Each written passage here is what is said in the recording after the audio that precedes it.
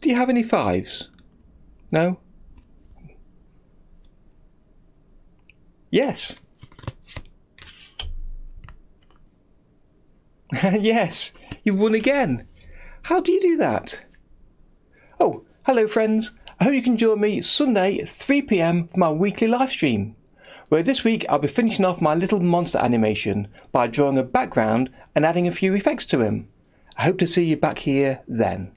Right, it's your turn to deal. In fact, how do you deal without hands? You're just a head in a jar.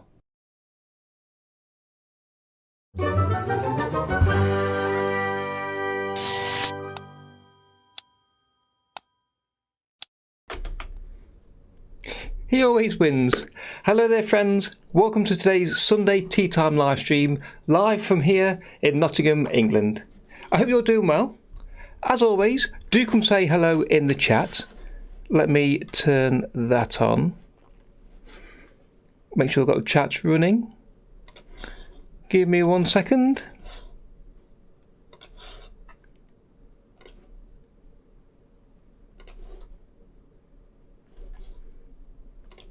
There we are. Superb. Great to have you here today. And if you are new to these streams, welcome. My name's Darren. And I stream every weekend, usually on a Sunday, here on YouTube and on Twitch. And these are recorded, so you can catch up with them later on YouTube to watch the parts that you missed, or to rewatch parts again to see exactly what I did and what feature I used. And these streams are a chance for me to work on some drawing or animation in OpenToonz or Tahoma, and for you to watch along and ask questions about what I'm doing or about the programs themselves, or for you to use this time to work on your drawings and animations. And also, these are a chance for me to share any OpenToonz or animation news that I think you might like. So to not miss each stream, click the subscribe button and hit the bell so that you're notified when I next stream. And there's lots of ways you can support the channel, listed in the description, with the easiest just being to hit the like button and then comment on the video once it's over and on YouTube. Or you can join my tea service over on Patreon and watch my tutorials before they're released on YouTube, to download the projects that I show in the tutorials so you can dig deeper into what I've done, and to watch real-time videos showing my process where I'd normally skip through them in the tutorial. And you can also watch behind-the-scenes content and much, much more. Or if you've got the means, you can also support the channel by treating me to a coffee or a Darren Tea. But I've plenty of free content here on YouTube, so after the stream, why not take a look around the channel and see what you can find.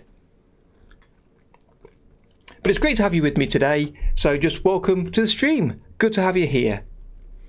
So what are we doing today? Well, I'm planning to finish the short animation of my little monster jumping that I've been working on for the past few weeks. I just need to add the background and a couple of effects to the monster, possibly hand-drawn and using the FX nodes. So if you want to see how I do that, then do stick around. But first I want to check the chat and see who's here today. So I saw I had some chat popping up nice and early. Quadimon, welcome to the stream. Good to have you here today. Also, hello to the Jungle King, if you're still watching, if you've joined in before you go to sleep. It's nice of you to pop by and nice to chat to you early on today. No doubt in the coming days we'll chat some more about that. Hello there, Tom. Yes, I realised directly afterwards my microphone was on. I need to sort out a few more things as I'm setting up the stream here. Hello there, Maria. Good to have you with us again, as always. Here we go. Let's try again.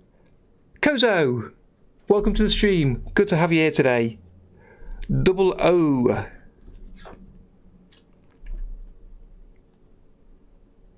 Yes, I didn't create a second clip for the intro today, so I used the teaser trailer for the intro.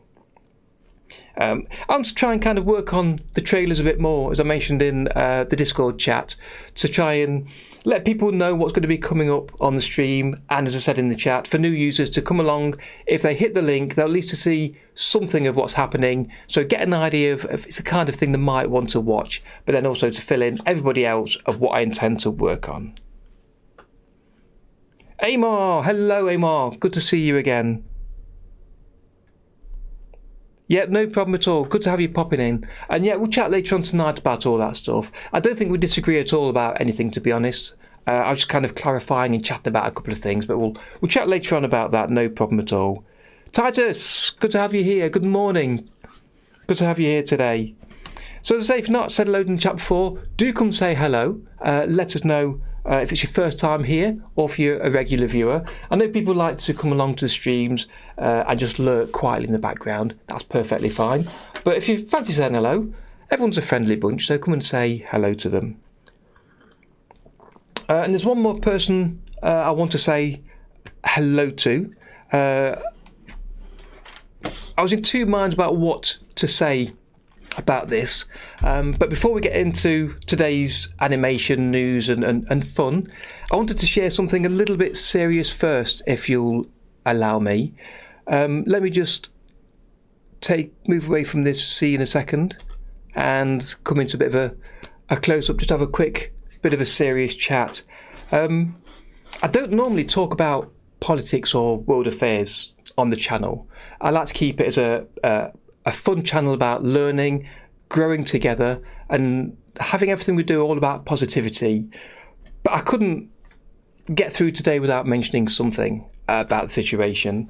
I found out earlier this week that our friend Behemoth, you may know him from the OpenTunes Discord server or other Discords, he's from Ukraine. And we all know about the difficulties that's happening over there at the minute. So I just wanted to publicly wish him all the best, and the people of Ukraine, and hope his friends and family are safe and well at this difficult time, and hope that things get resolved soon. Just to add that if community can help in any way, then please let us know if you're from that region. I don't know what we can do, but I just want to kind of reach out and let you know that we are all thinking of you at the minute. And in the spirit of not letting tyranny force any change on us, I'm going to continue the stream as normal, but I don't want that to fool anyone that you're not all in our minds at the minute, not just here in the UK and England, but across Europe and across the world. So I wanted to say a few words today before we started the stream, to sort of send our love and to let you know we are all thinking about you. Okay. So yeah, I'm going to slip over onto the main stream and join in the chat and continue the stream as normal, but I had to say something before we got started. Okay, so I've got all my things on the screen. Let me clear some of these off here. There goes the coffee. So yeah, today I'm expecting to not have a super long stream. I've got a few things to do in the drawing area I think we'll enjoy. I can't wait to get this animation completed today. There will be one more week of dealing with this animation, but that's to do with editing to actually create the final version I'm going to put out on the main channel. But today will be the final part of actually completing the animation itself.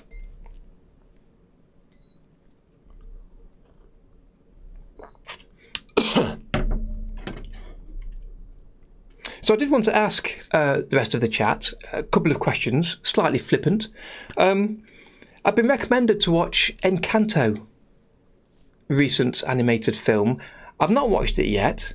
I've not been enticed to watch it from the advert. Have any of you seen it? And have you got any opinions? Have you got any views? Did you enjoy it? Would you recommend it for me to watch or not? I've got a couple of friends trying to persuade me to watch it with them, but I haven't done so yet, and I may well just have to anyway. But if you've got any recommendations, do let me know out there. Thank you, Kozo. I couldn't not say something. And there's not a right thing to say, it's not a right thing to do. There's not a lot we can do apart from reach across the internet to each other and sort of give each other a hug, let each other know we're out there for each other. Me too, Maria. But I've not seen enough about it. I've heard there's a couple of great songs in there. I've not heard them, I don't believe. I'm not sure. They may have been played on the radio or elsewhere. I've not come across them. But yeah, I'm interested in if any of you have seen it and if you want to recommend it to me. Keep chatting, let me know about that. But before we start today's drawing, as I like to do each week, should we take a look at what happened since we first streamed last week?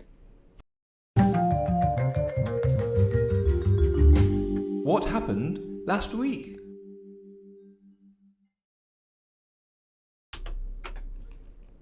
Hello there, Casa Chap. Good to have you here today. Thank you, Quadamon. Okay, so definitely is a strong word, so definitely give it a watch. I think I might be forced to watch it. Ordinarily I jump at these things, but it's just not grabbed me so far. So we'll see. But yes, Mrs. T has talked about watching it. She talked about putting it on TV one night, making me watch it. I really should. I probably really should. Good to hear what you've got to say about it. So, this section is a chance for me to let you know about any OpenToons or animation news I've heard about since we last streamed. For me to share any news about what you've been working on and also about what I've been working on. So as I like to start off with, let me talk about last Friday's video. It is Kozo. It really is. And as the weeks and months go by, we are all getting closer. The world's getting smaller. We're becoming one bigger family to each other. We've all got plenty of brothers, sisters and cousins out there, even if we don't know them. As I say, trying to bring up such a sensitive topic on a kind of a fun stream like this is difficult, but I wanted to say something on that. And also to then move on to frivolous topics. Not easy, but we have to continue, so let's carry on. Okay, so let's bring down the screen. So the first thing I want to talk about was last Friday's video. So this was about how to use previews to save time. And it's something not everybody really knows about, and the options aren't obvious until they're pointed out. So I wanted to share how you can use the separate preview window or to use the options for the main viewer to preview your animation much quicker. And this means you spend more time animating and less time waiting to see the effects and the final rendered view. So I wanted to share a little bit of the features in there to get you working quicker and more efficiently, and I think it's well worth a watch if you've not seen it already. And next week's video that I've already made is already out and available for my tea mug and teapots on Patreon. And I'm going to have to take another photo of me. I took this image with my webcam, so I'm a little bit dark and I do look a little bit glum, so I'm going to have to do something different before next Friday. But it's available on Patreon for my patrons. But the video is basically about how to add a toolbar with your favourite commands on it into OpenToons or to Homer 2D, and how to customise the commands to have your favourite ones shown. Because I keep seeing questions from new users asking how you can undo an action or save, or some of the basic commands that you do with every software, but with not having a toolbar, you have to go to the menus. So you typically expected to see a toolbar up there. So in this video for next week, I explain how to add a toolbar and how to edit the commands on the main toolbar and on the timeline toolbar. It's a pretty short video. There's not a lot to it, but again, it's one of those things that until you try and do it, until someone tells you how to do it, you don't necessarily know how to create a toolbar or to move the commands around, or that it's even possible to do so. So again, this is another time saver video that once you've set this up, it'll just make your time working with OpenToons go much quicker and allow you to be more productive. And I've got a question for all of you guys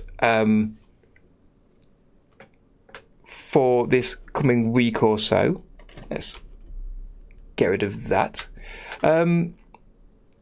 I'm planning to make a video for when version 1.6 of the software comes out, which is likely to be in the next few weeks, perhaps mid-March we're looking towards. So if you've used a nightly build since version 1.5 came out, or if you've been watching the submitted PRs for what's going into the nightly build, I want to ask, what's your favourite new feature that's going to be in 1.6 that wasn't in 1.5 that you think everyone should know about? So I'm putting this video together to shout about the new release, and I want to share details of any exciting new features that people using 1.5 won't know about. So I'm going to take a look through all of the PRs to find the best ones, the things that I think are more interesting. One of which that stands out recently is the recent rhubarb integration. That's the auto lip sync feature that was put into Tahoma and now has been brought over to OpenTunes.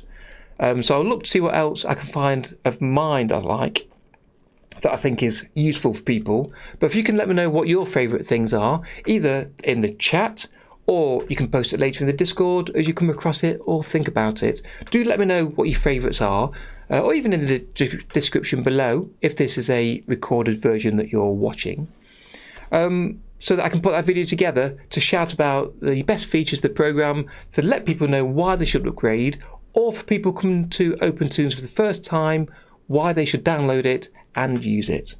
So I'm planning to put that together for the next, it'll be about 3 weeks or so, 3-4 weeks away. So let me know about anything that you know about or have come across. I also plan to be doing, just between you and me, also plan to be doing a short video to try and show the quickest way to get into using OpenTunes. So I've got some beginner's guides, some getting started guides, but I've got a lot of information in them, and they're quite long videos. So I want to create the shortest possible video to show how to get into OpenTunes as quickly as possible. And it won't have enough detail to use it efficiently for large projects, but to get started from installing it to then drawing, a little bit of editing and rendering out. So I'm planning to do that around the same time too. So what else have I been working on this week? Well, quite a few things. The introduction countdown clock at the beginning of the stream to give everyone a chance to join the stream, to get past the adverts, grab a cuppa or whatever.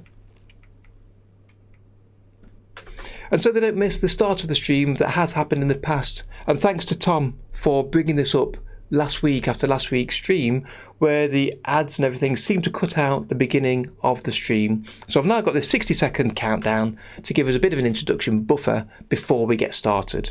And it also gives me a chance to feature one of my favourite songs, which used to be my end tune for my videos. Is that Paolo out there? It is. Paolo says, hello, hello, welcome to the stream. Good to have you here today. So I put it together as a quick video to use this week, but like a lot of things you put together quickly, they tend to stick, and it could stay around longer than I planned. But I'd like to make a more detailed one, adding some images from some drawings I've done in the past in the video somehow. So I'll get to putting that together at some point, I'm sure. But for now, that's what I'll be using for the next few weeks.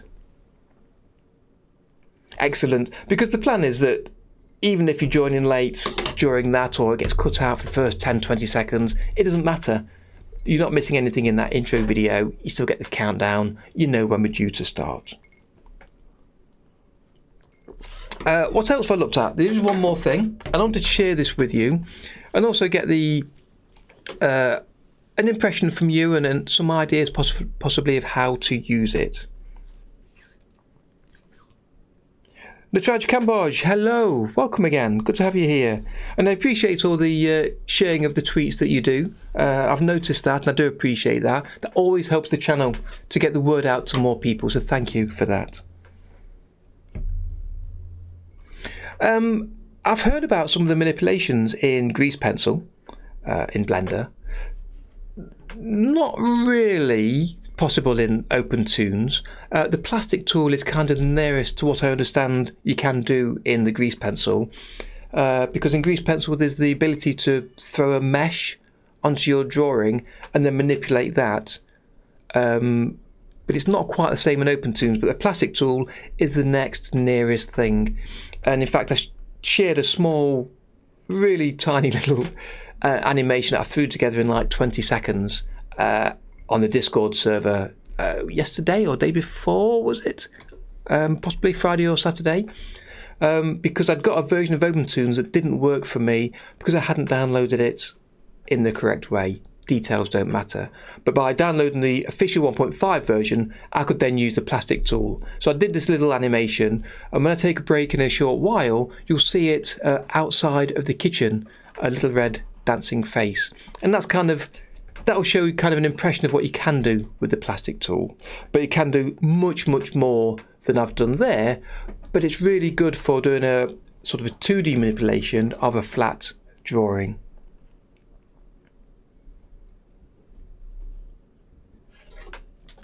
So what I came across this week and finally found time for was I looked at a program called VideoTube. I don't know if any of you know this. Let me put it into the chat so you'll know exactly what I mean if you want to Google this. So if you Google VideoTube.mini, and it's something that I saw Joe Henning working with probably a month or two ago, and I downloaded it, took a quick look. Well, I finally had time this week to work with it properly and look at it properly. And what it is a way to create a puppet, a cartoon puppet that you can use during your streams. And people use it, I believe VTube it's called. And what I did was I took my old avatar that I drew many, many years ago. I really need to redraw him. And I put him into the VideoTube and set him up in OBS to use during the streams. So let me just set this up here. And what I will do is I will disappear for a second. I'm still here though.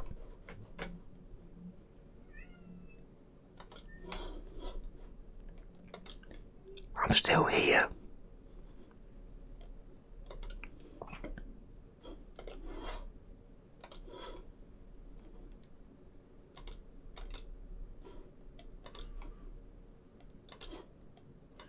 Take away Hypnotoad. And then I can pop my head in the jar and the puppet reacts to what you're saying. So for the times when I don't want to be on camera, or I can't be on camera, or if the camera's broken, I could use a puppet during these streams. So it's something I've been thinking about for a while of doing on the channel. But I'm figuring out how to use it during the streams if I should. So do let me know what you think. So I've got two options set up here on the screen. So I've got my head in a jar like this, and I can turn around and look around the room so I can see the teapot above me, tea mugs and cups, as well as chatting to Nixon over here.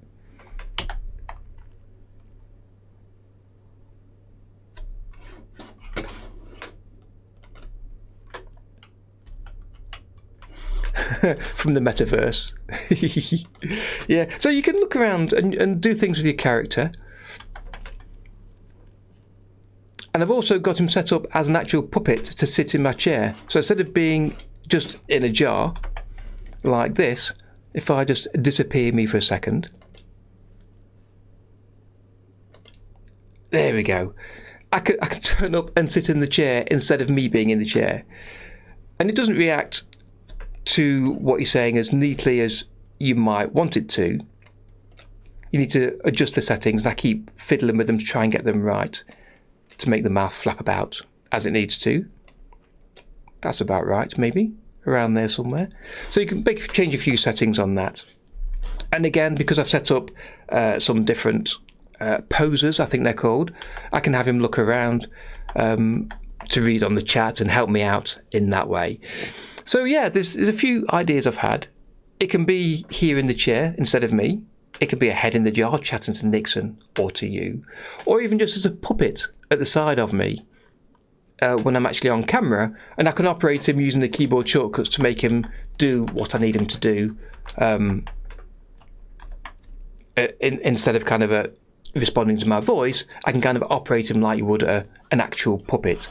So I'm not sure yet if I'm going to use him or how I'm going to use him, but I thought I'd get him started and pop him on the stream today and see if it's something that I might do, and see if you have any thoughts on that. Feel free again, drop me a mention in the chat or in the comments below, or join me on the Discord later and let me know what you think. So I'm keeping an eye on the chat as we're all chatting here. I thought about that, Quodamon, to use him there, but I've also thought that I could actually animate him, and with the introduction of the auto lip sync feature, that's kind of in the right place for that as well. So I could use the auto lip sync to actually get the lips more in time, because using this puppet you've only got open and closed mouth, but with the auto lip sync you've got your 10 mouth shapes to make a bit more of a realistic conversation. So yeah, I'm not sure. I mean, you mentioned to Darren's meeting together. If I jump back to my head in the jar, there we go, get rid of that one, and then if I bring myself back, if you'll bear with me,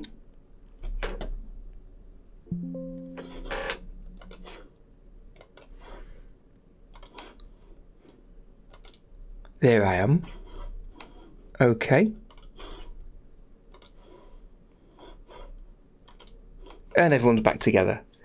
So now I can talk to myself with my head in the jar talking to me, or I could just stop him talking and have him just sitting there looking at me.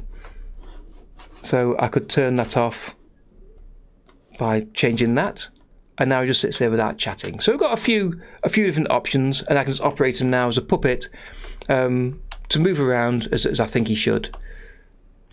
So I could make sure that he's watching me as I'm talking, or if I try and catch him out, that he turns away. There's lots of things we can do to mess about and have some fun with. So yeah, if you have any thoughts on how I can use these puppets, do let me know if you have any ideas there.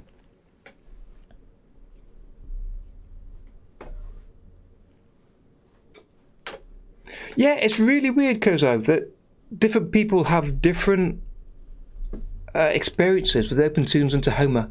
That for some, OpenToonz work perfectly smoothly, for others it's Tahoma, and when they can go wrong, they go wrong in different ways, and it depends on your graphics card or the setup of your computer. Yeah, it's really strange that that happens.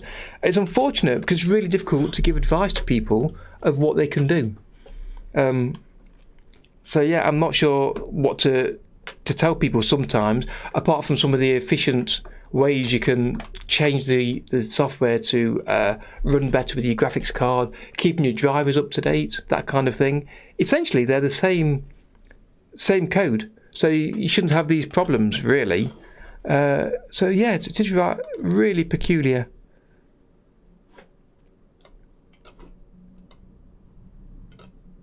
There we go, the chat dropped off the screen there.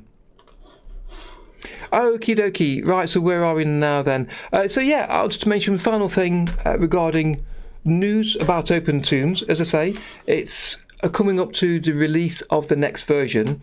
So this week there's been no major features or kind of bugs fixed or implemented in there. As you'd expect, in the final few weeks before release, you lock down the code, you try not to change too much because you'll introduce more bugs, but there have been lots and lots of small big bugs fixed. Nothing really to bring out today to mention and go through, but yeah, lots of them. So the software is getting more stable week by week, and I'm expecting there to be lots more in the coming weeks as we get to version 1.6 being released. So hopefully if anything else comes out, I will let you know about that. But as I say, if you have any thoughts on what you do know is new in 1.6 that you think we should shout about, do let me know. There's a few things I want to talk about. The X-Sheet timeline changes, there's a few of those. And as I say, the auto lip sync as well. So, getting on to today's topic, we're going to be working on my little monster animation. So I want to create a simple background and to add a couple of little effects to the monster, just to try and make him look a bit more like he fits into the real world, adding shadows to him, that kind of thing. So I'm looking forward to getting to that. That won't take too long, but what I'm going to do, I'm going to take a break and we'll start that directly after the break. So grab yourself a cup of tea, stretch your legs, open up your favourite art or animation program, hopefully OpenToonz or Tahoma, and then come back here and then we'll do some animation together. So I'll see you in about 5 minutes.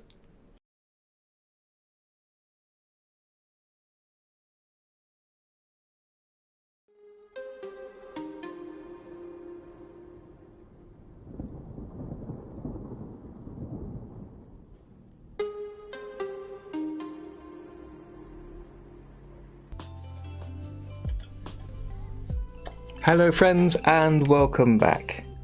And hello to Robert, good to have you with us again, even if for a few minutes. Thank you for popping by, good to see you today. So we're working on this little monster animation today, and I've designed this specifically as a vertical YouTube short. So once we've completed it on these streams, I'm going to release it as an animation on my main channel as a YouTube short. So we'll have to do some more work to it to get it ready for that, but we'll do that next week. Today I want to finish just the main animation, and for that we need to have the background completed. We haven't drawn anything for that yet. And also I want to add a couple of effects onto the monster, which won't take too long to put in place. So on my second screen to my left, which looks to my right on here, I've got some backgrounds through Google image search that I was considering kind of basing them on, and I was thinking of a desert kind of feel, because ordinarily if I want a background I do the same style of background every time, which is the green grass, blue sky, a few clouds, maybe a bush for a simple background. I wanted to do something slightly different today, so I'm going to create a background for this as a desert. So let's first take a look at the columns we've got in here. So we've got quite a few columns that we don't need because we've got the sketch columns in the background, so I can delete those out of the way. So firstly I'll find the sketch itself. The arms and legs and the eyes were on a different column as well, so I could sketch out the timing differently and adjust them different to the main body. So I'll just select them by clicking and dragging on the column header and then pressing the delete key. And I've got this project saved as well as stored elsewhere from the last few weeks streams, but I've also got my backup tool running, monitoring the Tahoma folder, so that's keeping a backup of everything I'm doing today, so I can always roll back to what I had before if I've made a mistake or want to get back to an older version of the drawing or the animation, which I may well want to do. And I think next week we will do so as part of putting together the animation that we're going to release as the final animation. I want to show the kind of the stages of the process in the same way as I did for the last monster animation that I shared as a YouTube short. Okay, so this column, column 5, we used that to demonstrate, I think answer a question from a viewer a few weeks ago, so I'll delete that. The background sketch, I'll leave it there for now, but we'll soon get rid of that. I use that to show the horizon line, so I need to know where that is, so I'll keep that on there. Got this guide column, and I believe I used that just to move the animation of the sketches upwards. Yeah, I can see here that the background sketch is parented to the guide column. You can see by the word guide in this drop down here. So that allowed me to move the background up a little bit.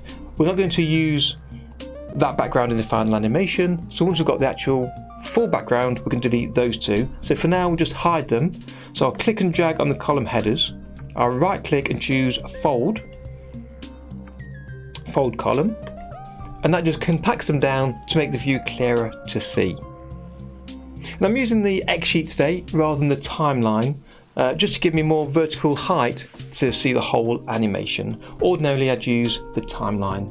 Let's make sure that we've got the panels locked by clicking the padlock at the top right.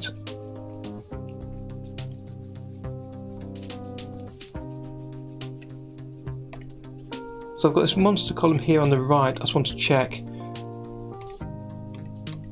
what these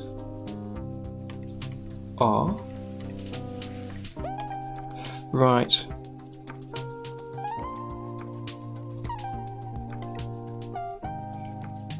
Okay, so that's right. They were spare drawings that I decided not to use. I've made too many drawings, the body flew out of the screen, so I moved them into their own column while I experimented with the timing last week. That's right. So I'll delete that column again, clicking on the column header, tapping the delete key. So we're down to just a single column with the animation in. So let me hit save, and again double check the backup tool takes a copy of that. It has. So that's backup number 746. That shows how often I save this project and have been saving over the past few months. I can zoom in a tiny bit so it's near the bottom of the screen. And let's hit play and just see how it looks before we do the background.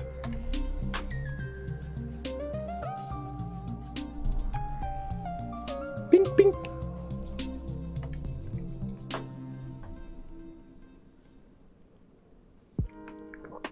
So the reason I wanted to do the background before I added any kind of effects on there is to make sure I can get the contrast correct. Because if I put the effects on the monster and then did the background, I might have to come back to the effects and amend them again. So by doing the background first, I can get the effects working right to what the background actually is. It'll be much easier to deal with. Okay, not a very simple background. As I say, I was looking at doing a desert type scene. So let's start at the beginning. So I'm looking at some images here to decide what I actually want for it.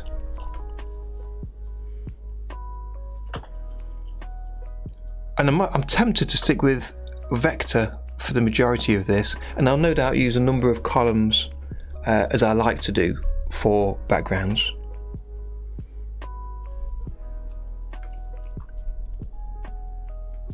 I know, Kozo, they're very expensive. I don't know if they work more stably. They might be more stable, potentially. I've heard from other users that they still have the moments where they crash, where they struggle, where they've got bugs in. But because you pay for them, they'll have more developers working on the issues. So hopefully they'll get fixed quicker, and it should be more stable, I'd expect, for that kind of money that they're asking for it. However, why they're so expensive is just software development. It costs a lot of money to put the software together. Plus the company needs to make a profit as well as paying everybody. So yeah, they can be very expensive, which again is another reason why I shout so much about OpenToons and Tahoma 2D. They're here for us all to use without costing a penny. You can donate towards the developers. There's no real way for them to gain any money from it. They're doing it for the love of the art. So whenever you can send any kind of love over to them, that's always appreciated. I know it is. So I've got a couple of scenes over here. I've got a daytime and a nighttime. I don't really want it as a night, so I'm still clicking through some images trying to figure out. That's quite a nice one. Oh, I quite like that one. Let's give that a go. Okay. Oh, that's a really nice one. So I've got an image here. Let me bring it onto the screen to show you what I'm looking at, to give you an idea. Let me open that in a new link.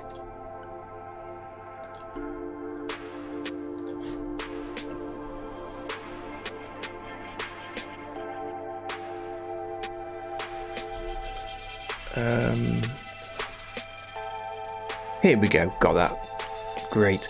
Let me just bring that over to the screen here.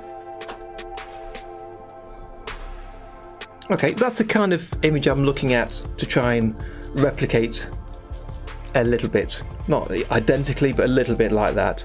Just try and put behind him. I think that'd be quite nice to have. So I'll put that onto my second screen again.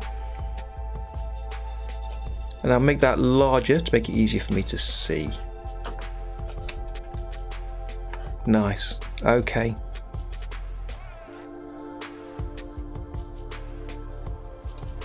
Okay then, let's start grabbing some colours. So I said I want to use a vector level, so I'll click the new vector button, start a new level. I won't bother naming the level. I won't name the columns yet either until I've got a few more in here. And as always, I'll start from the back to the front, because then you can bring put the images on top of the previous ones you've drawn. It just makes it easier to do so. So we'll start off with the sky, and as they've got in this image, it's a Oswald. I don't understand those bots. Another one with us. They've got a gradient running through the sky, so I'll do the same here. So I'll start off with drawing a rectangle, checking through the tool options as you always should do when you start a new session, just in case they were set differently on the last session to how you might expect them to be set. And as always, auto group is always ticked, and that makes filling the individual shapes much easier. So let's draw a rectangle and see roughly where that needs to cover. And we can amend this later. We can resize it, move it around, change the colours, no problem, because it's a vector level. So we'll go to the black line in a second. Let's find the colouring for the centre. So I'll add a new palette entry. From the vector list, I'll choose to add a gradient, a linear gradient. So I'll choose that. Back to the colour tab, and we can choose what colours we think we want. So before we do, let's actually fill the screen, and then rather than working from this tiny square of the palette entry, we'll actually see it on the screen, and then it'll be easier to see the colour change on there. So I'll move the column behind the monster. That'll give us an easier way again to balance the colours against each other. So at the minute the gradient goes from left to right. I want it top to bottom. So we'll change the angle, and you can click and drag the slider or type in the number in the text box. We want it 90 degrees different to go vertically instead of horizontally. And you can go left or right. So it's gone to the negative numbers, so it's negative 90 we want in there. So by typing it in, you get precisely the number you want rather than just dragging around. So it's going from green to black. So back to the colour tab, we can choose the actual colours. So select on the little green square at the bottom of the colour selector. They've got kind of a nice bluey purple colour. Start off around there. I'm not trying to copy this precisely, but it is a really nice image, so to kind of aim that sort of style. So it's a good way to start from a piece of reference, and then you can change it to how you want it to look personally for you. So the second colour is kind of a pinky colour, so drag up the selector on the triangle on the right. Pink is kind of here. I want it light, so I'll adjust it using the sliders. So I'll bring down the saturation slider, and that gives us a nice gradient. And if you want to adjust where that gradient lies, go into the settings tab. It's often good to bring down the smoothness before you start to the very lowest value, which is 1, and then you've got this solid line between the two colours. So you can easily adjust it using the X or Y sliders, depending if you're going left and right is the X, and Y is up and down. And you can move the central point of where the colours change towards the top or the bottom, depending on the image you're putting together. So I'll bring this towards the top, and now if I increase the smoothness, you'll see that blends together, and you can find exactly the point you want of how you want the blending to look. Let's go a little bit higher.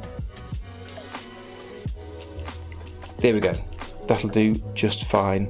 Hello there, Yulichek. Welcome to the stream again. Welcome back. Good to have you here. Just working on a little bit of the background first. So using the selection tool, let's get rid of this black line around the outside. So select the square by clicking on it, and then just click on colour 0, which is the transparent colour. And now you'll see there's no black line around the edge. And if I do the preview, click on preview, you'll see it locked to the camera, and again, no line shown there. So I'll hit save. So that's the sky. Next we want the ground. So we've got a few ways we can do this, obviously, as we do with these things. So what I'm going to do is I'm going to do it on the same level for now, in the same drawing. How are you doing today, Yulichek? What are you up to today? So clicking the geometry tool, I'm going to do what I did for the sky by drawing a rectangle. So I'll lift this up a little bit. And at the bottom of the screen here, below where the monster's standing, I'm going to put some text. Because if you remember, this is being shown as a YouTube short, as a vertical video. So I'd like some text for people to know it's made in Tahoma, which is an OpenToonz fork, and that if they subscribe or take a look at the channel, they'll see tutorials of how to put this together. They can follow the stream to see precisely how this animation is put together, as well as the other tutorials to know how you can use the programs. So I need space at the bottom to put something about that. Not so many words as I said there, but something to give an indication of there's more if you're interested. So I'll put a rectangle again using the black colour. Let's overlap the top one. I'll add another colour. We will add a vector linear gradient again. We might change this to a radial possibly because of the subject matter, but let's start with a linear.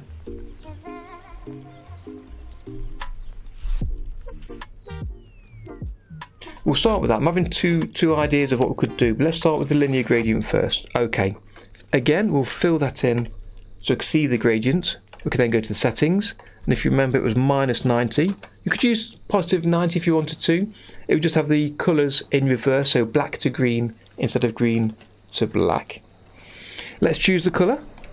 So the colour is kind of we're looking at the sand here, so it's like an orange colour. Lighter at the top than at the bottom. So let's grab a couple of orange colours and then make the top one much lighter. I'll change the settings again, bring the smoothness down, makes it easier to see, and I can adjust the Y in the right direction, and then a little bit of smoothness, bring it down a tad. And in the image I've got in front of me, let me bring that over again and you can see kind of what I'm thinking of. Make it smaller so I can bring it over to my other screen. So we're looking at these sand dunes which have got a lighter colour on the edge. So I'm trying to do a linear gradient with the lighter part at the top, but because they're curved you won't quite get the light hitting the edge. So what would be better might be to use one of the effects to add the lightness around the edge, but that would involve having every sand dune in its own level, so I'm not sure if I want to do that right now. So I'm going to try it the basic way first, and we might add an FX onto that afterwards.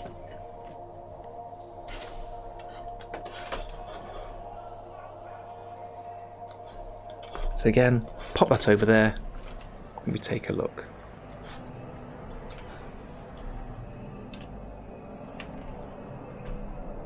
Yeah, it has been a while, Yulichek, since we've seen anything from you. But that's fine, no problem at all.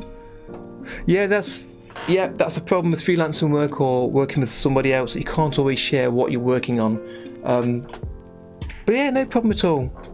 When you do get a chance, I'd love to see what you are working on. Your personal projects, of course, not the freelance work. It's always good to see what people are working on. And that's why I like to share them in the kitchen during the break. Okay, so what do I want to do in my first thoughts for putting this together for these sand dunes? So I can see we've got a couple of different colours going from darker at the back to lighter at the front, so I might change those. So first, we use the selection tool, select the box, the outline of the box, choose colour 0, and that removes the black outline, which is what we need. I'll then use the control point editor, or you can press the C key to choose it, and then we can select on the box and we can curve the top part of the line here. So I can move any points I like, so I can get the curve exactly how I want it. And this one needs to be quite high up actually, because it's in the distance there. If I turn on the camera view, you can see the way that looks with the lighter part at the top. And basically I want to just duplicate this many times to bring the background towards the front. So again, I'll hit save regularly on that. So we can literally use the selection tool and copy and paste this, or we can just draw another box each time, but we'd have to draw a box, change the outline from black to clear, fill it in, resize it. So let's start off by copying and pasting and see what we can do. So I've selected that shape with the selection tool. I press Ctrl C, click away, I press Ctrl V, and now I want to flip this to the opposite way around, and I'm into Homer, so I've got a button on the toolbar I can use for the selection tool to flip horizontally, which makes the peak of the sand dune go to the left. And then you choosing the control point editor, I can then adjust this to where I want the dune to go. But I need kind of a difference in the colour to see the different levels working against each other. So you can only just see that there. So I'm going to go back to this sand colour, back to the settings, and if I adjust the Y to bring that towards the top, bring down the smoothness a little bit so it's really quite bright on the edge, and I want it just at the very peak so you can see more of a difference between the two sand dunes. And this is where you can see the difference of having a linear gradient which covers just the top part. If I grab a brush here in black, so the linear gradient for this front sand dune is equivalent of having the light colour there. Imagine this is a straight line. If I hold shift, I believe I can do a straight line there to here, which means it's lighter here but not light here, even though that's against the edge. This is where using an effect could be a better thing to do.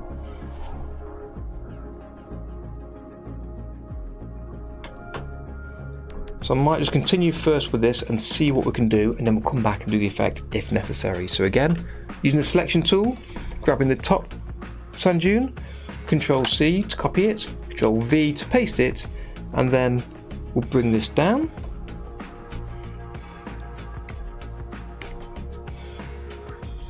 And then hopefully we can see some overlap now between the different sand dunes here, like this. So because this is quite low, you can see the difference between the lighter part of this dune and that one. If I make them less steep between the peak and the lowest trough, bring them closer together, we'll see more light on them. So let me change that. That's true, changing the angle could do it. Thank you, Tom. Great idea. So I'd need to have two different colours for left and right angle. Superb suggestion. So as you say, let's click on that one there, bring down the smoothness, and then grab the angle, so it's not 90 degrees, to be a little bit to the left like that.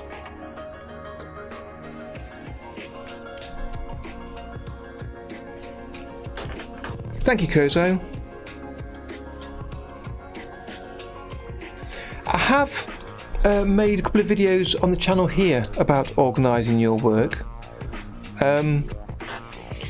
If you take a look at my playlist, so go to the channel, click on the playlist link, and then look for the Futurama playlist. I know, an hour already, it goes by quickly.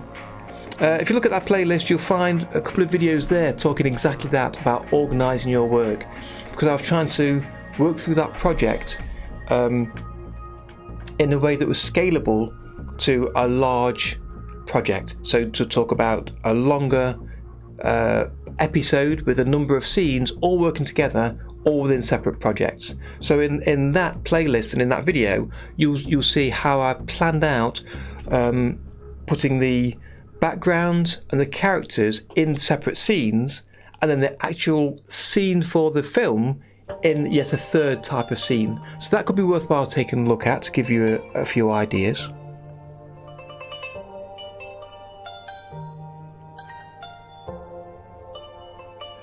Out of interest, Check, where are you finding your freelance work from? Are you on Fiverr or another website like that, or are people just approaching you through Twitter? So again, let's bring up the smoothness. Try and keep it just at the peak. So that's a left angle. I'm trying to think of the way to describe it because I'll name the colour here. So put that a left angle, and then I'll duplicate that. And for this one, I'll call it a right angle. And for the settings for this, so let me choose linear gradient again. I need to copy the colours for this one.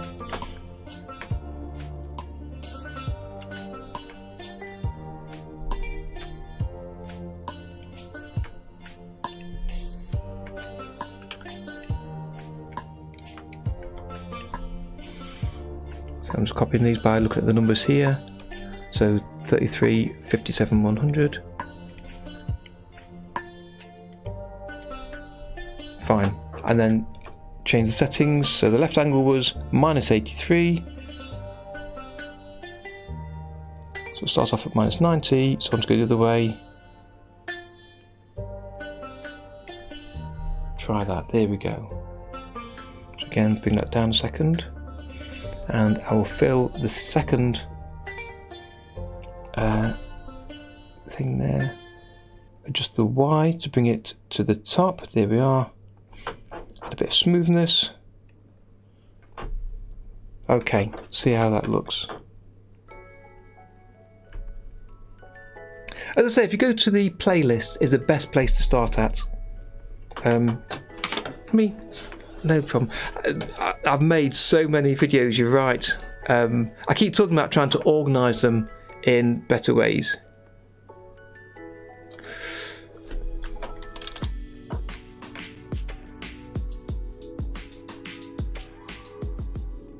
Yes, it might be. Yep, it might be, Tom. As I say, I wanted to see how it looked using the basic method first, and then we'll look at it. As I say, using the effect would work as well, but then you'd have to have a column for each sand dune, so maybe painting with a soft brush might be the way. Yeah, we'll look at that. So let me just go to my channel here.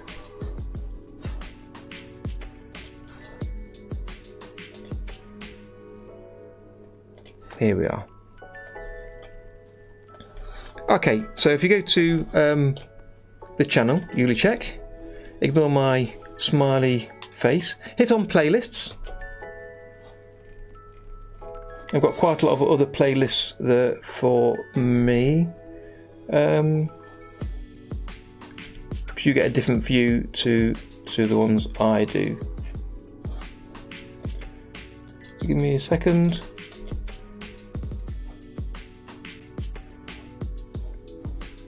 Let me try and find it on here.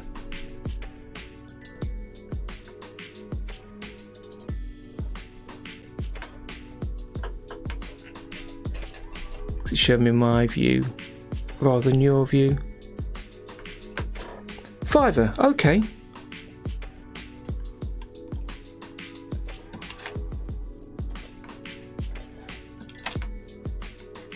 Yeah, but it's a good way, as you say, to get started for people to find you, and clearly they are doing, and they're liking what you're doing.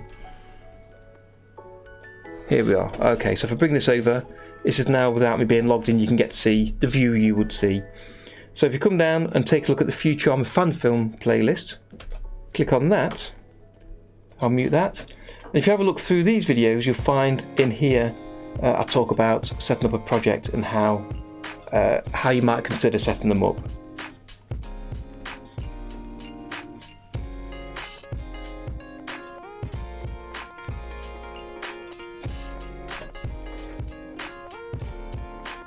So creating a model sheet in there.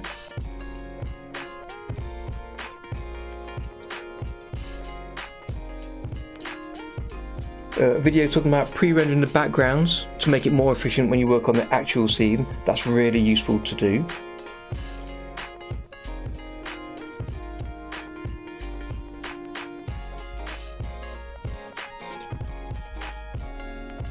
Good point, maybe it's not in that playlist now.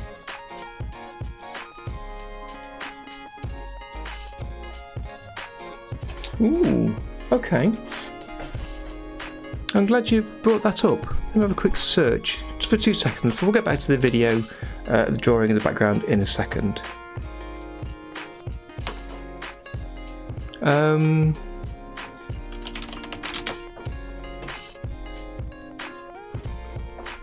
Yeah, so here it is. So the one I was thinking of was this, organising OpenToon's projects for cartoon episodes.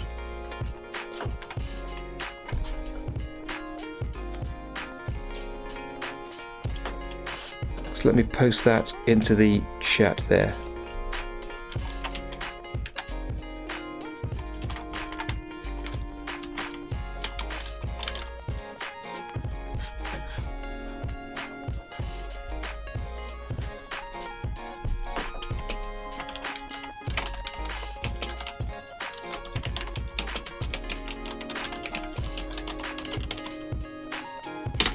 We got there in the end. So that's the video I was thinking of. It's 12.5 minutes long. Where I talked about how I organised this particular project I was working on to consider an episodic formula.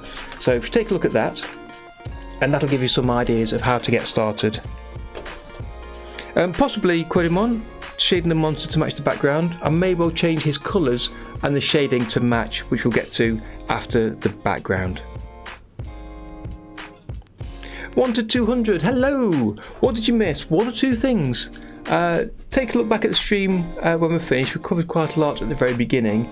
As for drawing, I'm just starting on the background for this little animation, and I'm to create a desert kind of feel, as you can start to see coming together here. So we want to get the background completed and then add a couple of effects on the monster to try and make him fit into that background and to finish him off today. So I want to have this animation completed today. So that's kind of where we're after. I'm trying out a few different styles for adding this today.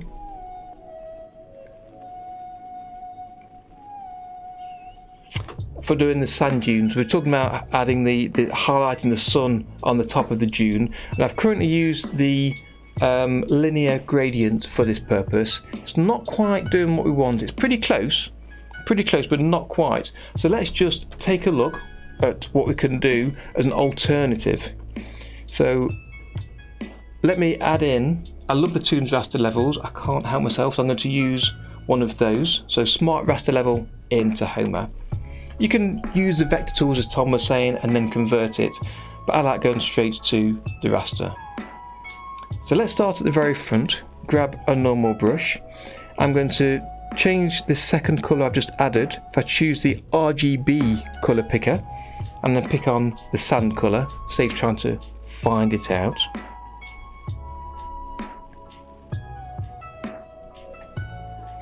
Let me hide what I've got there so I can see this independently.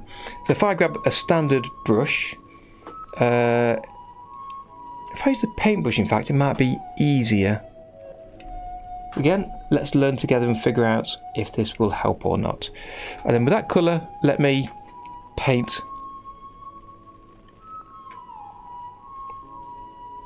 just an area down here.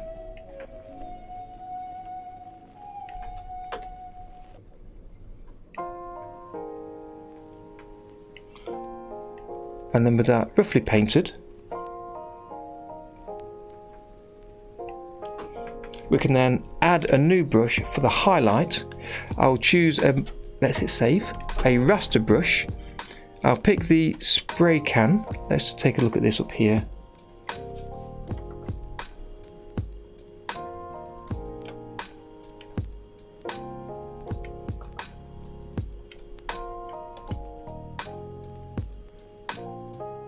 I have to select the brush tool, the spray can.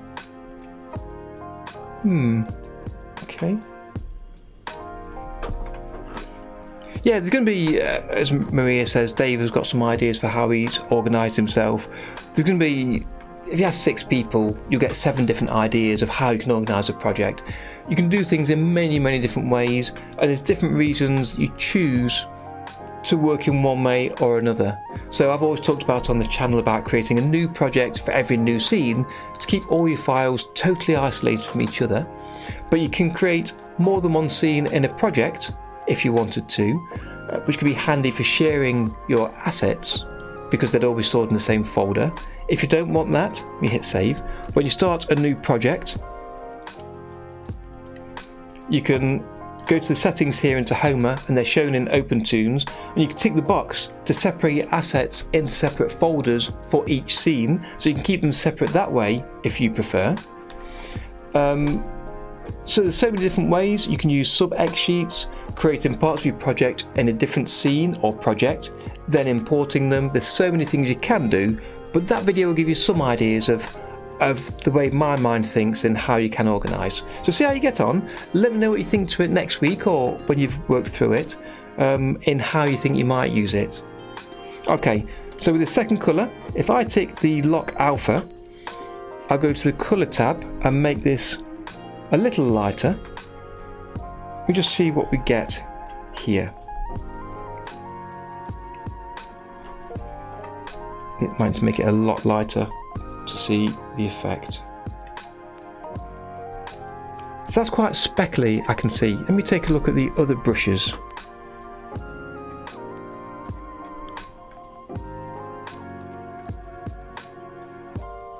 Yeah, that's the issue. Again, it's like when you import a drawing level from a project, whether you use load or import, or if you load a sub-scene, sub-X sheet, you can choose load or import.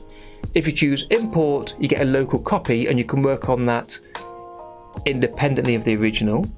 But if you choose load, when you edit it, that will edit the original. So if you're using that drawing or that sub-X sheet in another scene, it will affect that. And in different situations, you want to do both. So sometimes you might be editing a drawing and you might prefer the fact that if you change the colour of, say, his hat, the character's hat, it will change everywhere that drawing level is used. But if you insert drawings, you'll throw previous scenes out of order. So you just need to understand how drawing levels work, how importing and loading works on that.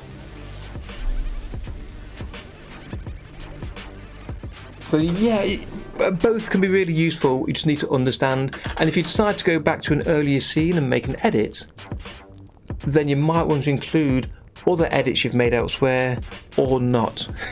So it's kind of tricky what to do. There's ways around it. You can just copy and paste the drawing level between projects to make sure you're using exactly the same if you want to. So there's lots of things you can do. Okay, so let me take a look. I chose a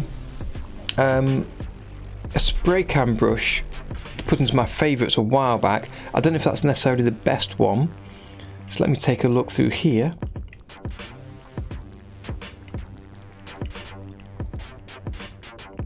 So DVAD is the selection of brushes that I use most often.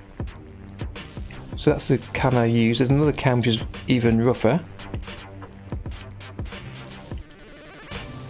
So I've said before, jump in and experiment with these brushes, see which work for you. I've not done enough of that by any means. That's why I'm looking through this now to try and get the right one. So I've got a big airbrush here. If I change it to that one, well, that's quite nice. Let me add that to my favourites.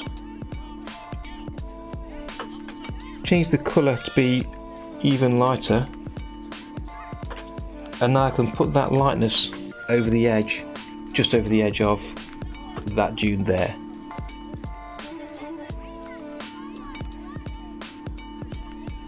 But the thing is, Maria, as I'm sure you found out already, it's easy to get caught out on these things. As much as you plan, as much as you think you know what you're doing, it's so easy to not quite think about everything and find out the circumstances that have driven you in a different direction. And we've seen some of that in Dave's videos, where he planned in a certain way, he changed something, and he's had to reconsider and fix it up afterwards. So as long as you understand what's going on and how the files relate to each other and how the scenes relate to each other, it's something you can fix up later if you want to. Okay, let me just come back here. I want to take a little bit of this lightness away, so I'm going to paint over the edge of this. As that's painting on areas only, and I've used the brush which goes in front of the area painting.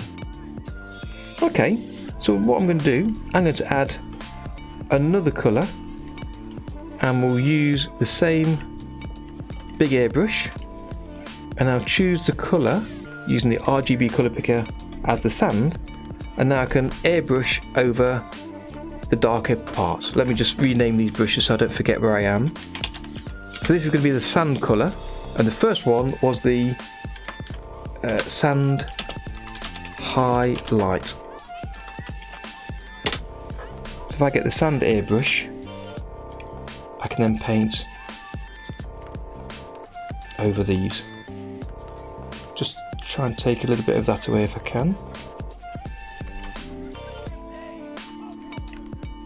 Undo lock alpha, see if that helps. Oh, that's interesting.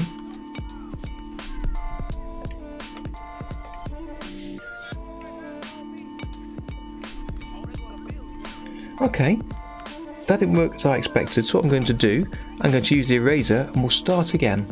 So normal, with lines and areas, make it quite large.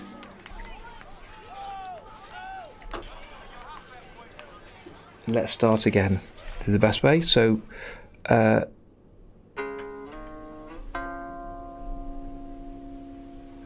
me add the dune shape here. Get the sand highlight, the brush, lock alpha, and then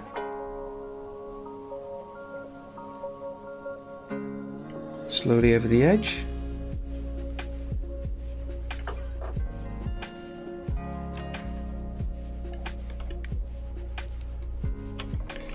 It's yeah, struggling to fill over some of these colours for some reason.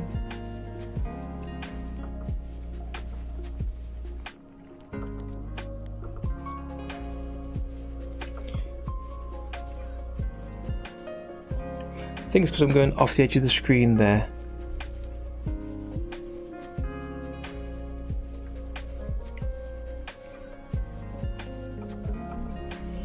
So again, let me get the eraser, make sure I've got everything correctly painted in.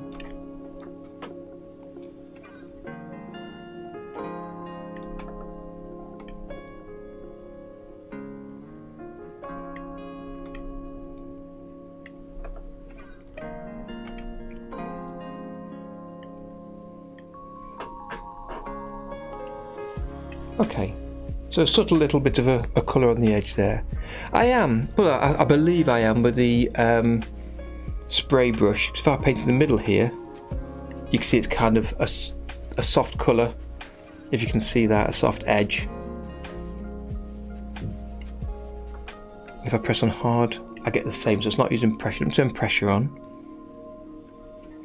Right, so if I do it lightly, it'll be light.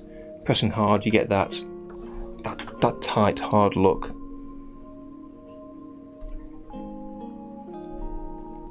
I think it's giving it a soft look there. Chalk, that's an interesting one. Let me try that. Or charcoal, how does that? That's too small. Let me go to chalk.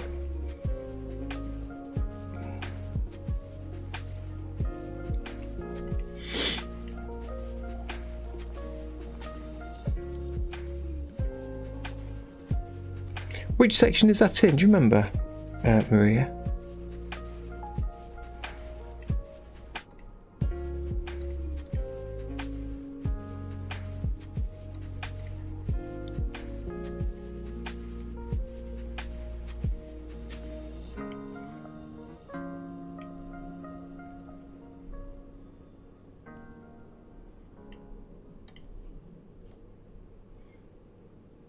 It's charcoal, oil, texture pencil.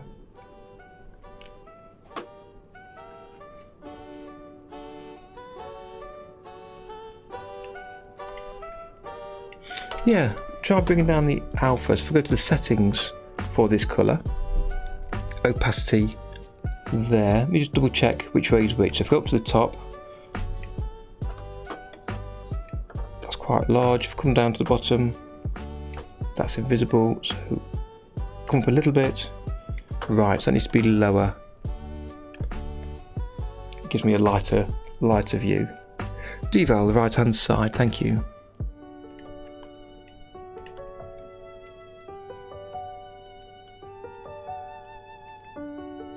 I guess the right hand side depends how many columns you're showing. That one there. There it is, chalk, thank you. So let me try a new one. Make that chalk. Let me just see how that looks. That's kind of grainy. I want to avoid the grainy sort of texture, although for sand it might be useful putting an overlay of grey, a grain over all of them. Yeah, on the standard raster you can do the alpha a lot easier. Okay, with this being soft now, let me see how this looks. Move that over there. It doesn't help that I've used the paintbrush tool, I think. So let me delete all of that. Start again. So I use the standard brush, see if that makes a difference.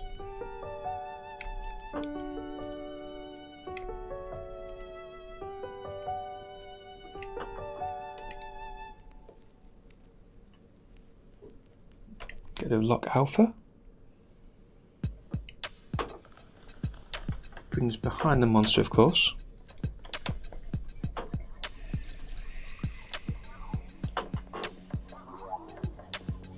I could just use fill here, but let's colour it in the old-fashioned way. Okay. So let's try again with the sand highlight. Bigger airbrush. I've turned down. Let's make sure I've turned down that setting for the opacity. It's on the lighter colour. Let me try that.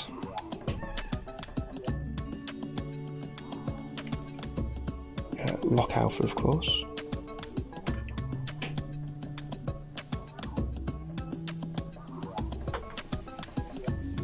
Yep, it is a lighter colour.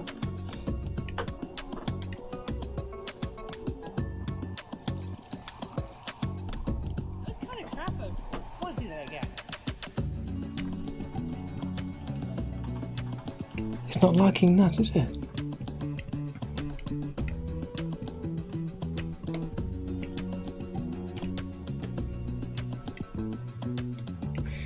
So maybe I do need to use the paintbrush tool. So apologies for struggling with this section, but we'll get there. Let's try again.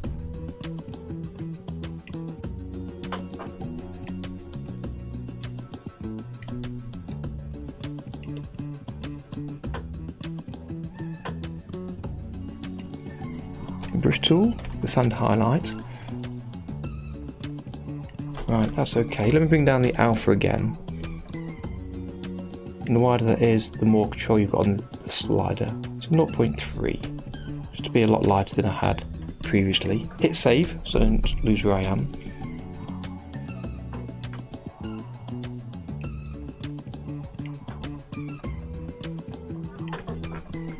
The only one's a very subtle highlight on the edge of there.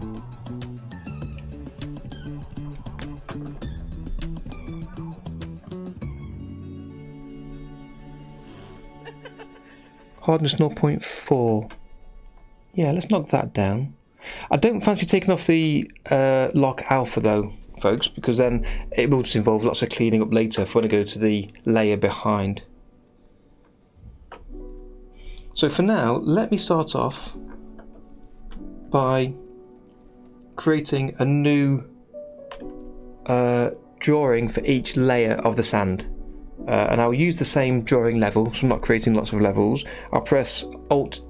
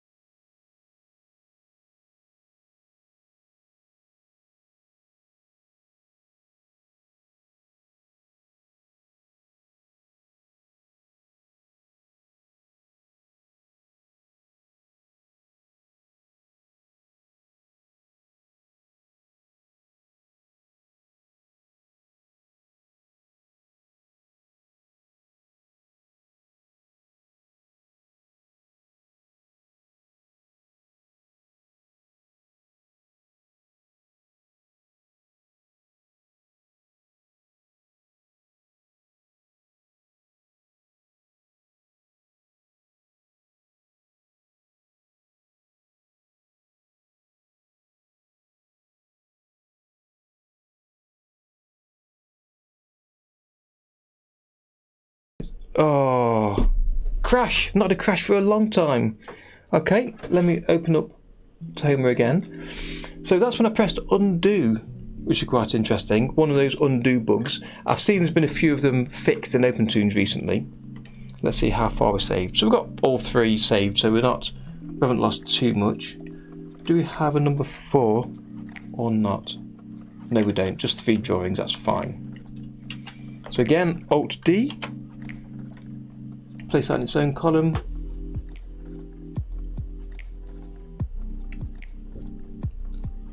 So the numbers got confused, so I went from number 1 there, so let me undo that. And this time go below 3, press Alt D. I get drawing number 4 in its own column, place it behind, zoom in a little bit, and continue along. Yes, I keep trying to save regularly, Maria, just in case. It doesn't crash often, it really doesn't. But just time to time, you get an occasional thing like that. So I do try to save as often as I can.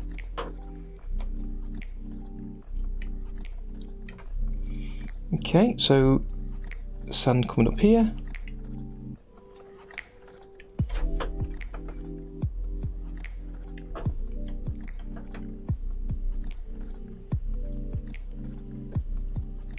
And over there as well, we'll have that.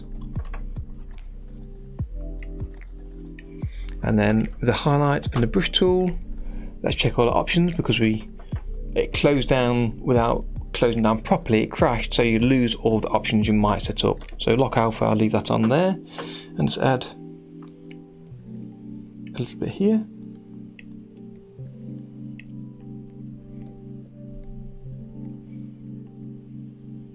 And again, difficult to see the difference there, but we'll see it in a second. So again, below number 4, Alt D gives me column 5, put it in its own column behind the back. Let's paint a bit of a sand dune coming across the back here.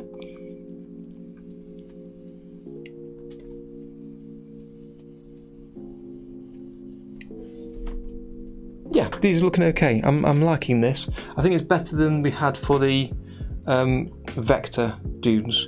Gives us a bit more of a flowing look to the highlight. So I don't think we need that. So I'll leave that for now because we need that for the sky. So let me show this only. So I can see only the one vector level. Use the selection tool. I'll delete all the sand that I had before. I don't need the colours either, so I'll just leave the sky there. And now if I turn on these levels, we'll see exactly where we need to get to for the sky. Absolutely, a texture to the sand. I was thinking about having a single drawing in front of all of these and then putting texture on that to add to the sand a little bit. Okay, so that's the sand drawn. Let's get the highlight over the top.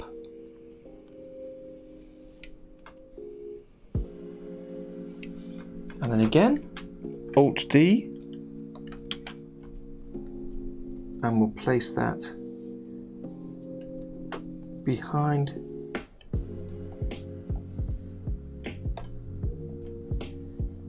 everything else. It kindly picks up the name of the monster level. So grabbing the paintbrush and the sand colour. Again, looking to the reference here to where everything is. Let's see where the monster is again, remind ourselves. That's where he starts off there. Okay.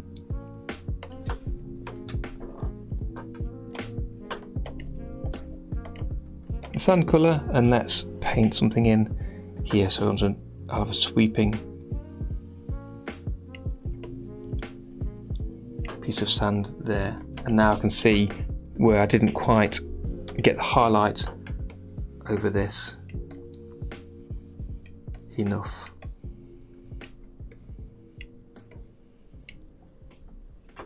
Okay, so the next one again, let's get the highlight over the tip of the sand there. And as I say, often for these streams I didn't plan to the nth degree exactly what I was doing, so you get to see exactly what I'm doing as I figure out how to do it. So we kind of work on it together, which I quite like that we do that. Actually, I need to, if I insert a column, that would work just as well, to be honest, but we'll perhaps do that in a second. So let's paint some sand on here.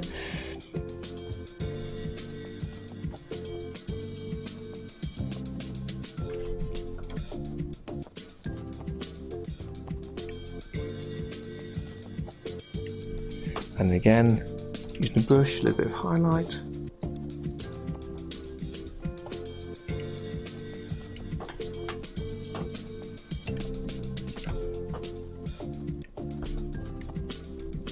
Fine. And now if I hit the column header and press the insert key, I can then insert a column here, which makes it easier. When I add a blank drawing, I can just move it to the left. Much better. Okay, so I think we're about there. So I want a couple more just to make this, just to end this piece of sand.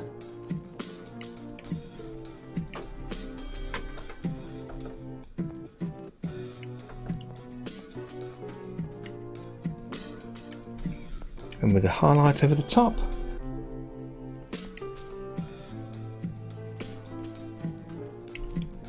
And again, I'll insert, go to the frame below drawing 8, press Alt D, and then drag that into the new column. And we're about there for the basics of the sand.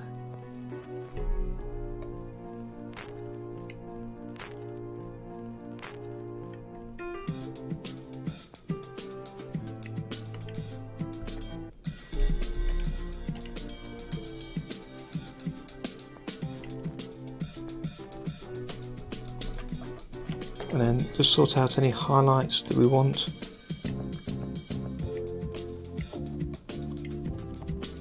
Going forward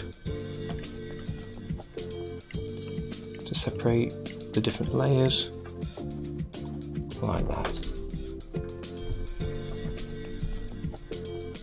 Okay, good. I'm happy with all of those. So what I will do now is we'll turn all these columns into a single column by collapsing them to a sub X sheet, or a sub scene as it's called into Homer. So I'll click and drag over all the column headers, and then I'll right click and choose collapse, or you can press the button here on the toolbar to collapse them down, and that collapses them to what appears to be a single frame now, which I can call BG for background, which makes it easier to edit that background as a single unit. So we talked about adding a texture, so let's go into that subscene and add that in to edit the background. So select on the frame and choose Open Subscene. Now I can see all of those levels in here, or layers if you prefer. So in front of them I want to have a texture. So let's go to the highest number here and press Alt D in the next blank frame to give me frame number 10, or drawing number 10. And on this one we'll add a bit of texture to the sand. So let's name this just so we can keep track. This is the front, and the one on the far left is the back. Just to make it a little easier to keep track of what we've got here. And to save scrolling left and right so much, click and drag over all of the columns for the sand, and I'll right click and choose Fold Column. So now we don't see those, and it makes it easier to look at the X sheet. So in this new texture column, let's add some texture. So I'll add a new brush, new palette entry. We'll call this texture, or sand texture. And for that I will use a raster brush, and we'll want something with some texture feeling, so we could use the charcoal. I quite like the spray paint, how that looked a second ago, so I think I might try that, but we can always adjust it. If you'll bear with me 1 second.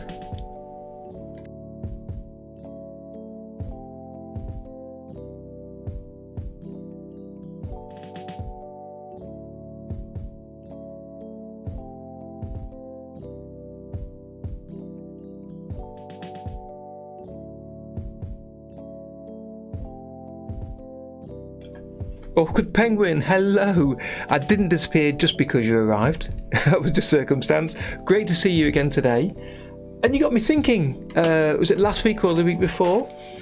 You mentioned how you'd never really drawn a penguin. So off stream, I had to go at drawing a couple of penguins. I realised that the one I drew on stream, I'd got a bit wrong. I'd given him legs coming out of his body, which just looked a bit silly. I might do something with penguins in the near future. I had some ideas of what I might like to do, and the penguins is a fun animal, fun bird. So I might do something with that. So keep your eyes peeled for that. Okay, so we've got the basics of the sand for the background. I want to add a texture. Let's choose that spray paint brush. What colour do you want to use? Want it slightly lighter. So if I choose the RGB colour picker again, and I'll pick the colour of the actual sand, and I'll bring the colour down a little bit, choose a brush, let's move that out of the way, and let's see what we can do with this, see how it looks.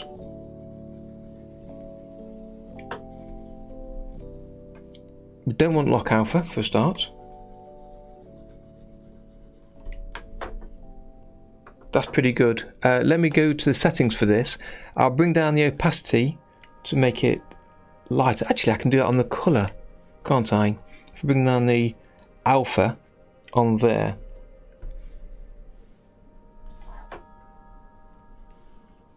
No problem, Penguin.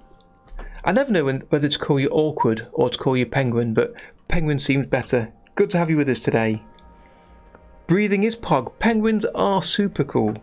Yes, in a couple of weeks there's a video where I go through my 4 steps for using the auto in between tool, for those of you that are interested in that style of animation. So, you know, keep it to yourself. That's just between us. But I did an animation a couple of weeks ago with a flamingo moving. So I was thinking about doing something like that with a penguin. Possibly on one of these Sunday streams, or a few Sunday streams, doing some sort of animation but making use of the auto in between tool. So say, keep your eyes open for that. And you have as well, excellent. You'd have to squeeze a penguin into the background of one of your animations. Just a small one in the background, just sitting there blinking or waving at us. Smile and wave, boys. They're amazing little animals. And it wasn't until, what would it be, a year or two ago, somebody shared on my one of my Facebook friends shared an X-ray of a penguin. If you've not seen one, get to Google and search X-ray of a penguin or penguin X-ray. Have a look at their legs. It's amazing how they do really have legs and have knees, but they're inside the body. It's incredible. Like most animals, have got the same sort of skeletal structure underneath.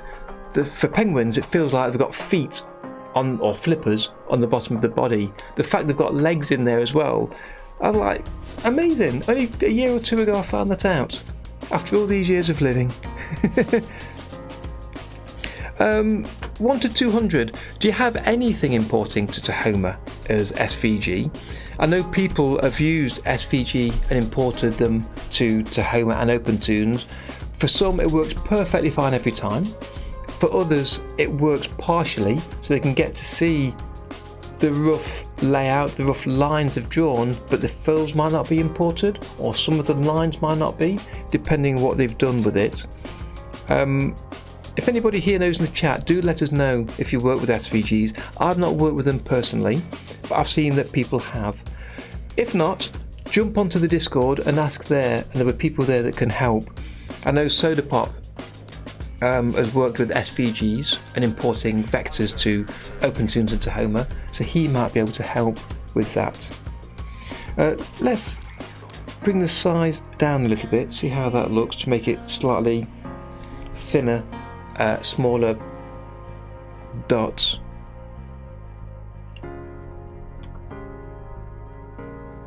But it gets a thinner line as well. If I increase it, I think I moved down the alpha too far.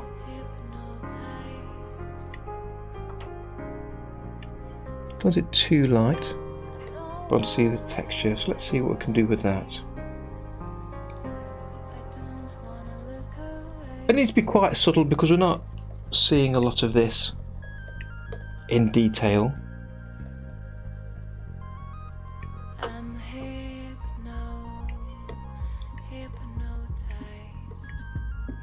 I didn't actually complete the highlight at the back there, so we'll add some of that on as well. So open those up by clicking on the folded columns.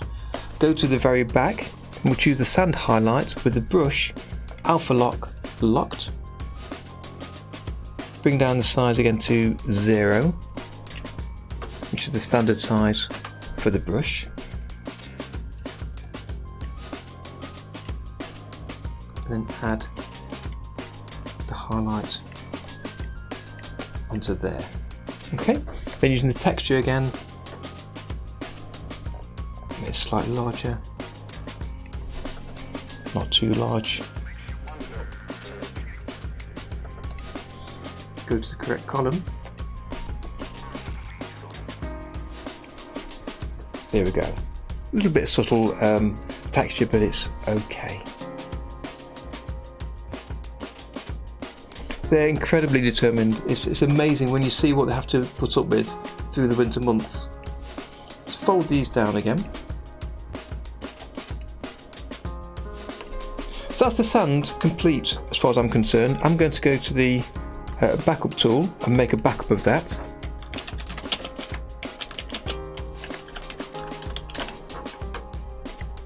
So I've got a copy of the project in that stage. Let's come back to the main view and turn on the monster to see how he looks. Yep, he looks fine there. Let's step back inside to the background and add a couple of these cactus in the background. So in front of everything else, let's add a new smart raster level. Or should we use vector for this? I might use vector, why not? Just for a change, for no other reason apart from a change. So using the pen tool, let's see what I've got in my example reference image over here.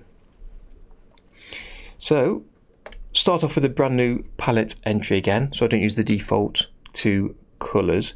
So we've got a kind of some stones at the front, so they're kind of a dark orange colour, and we can adjust the colour afterwards because it is vector we're doing here.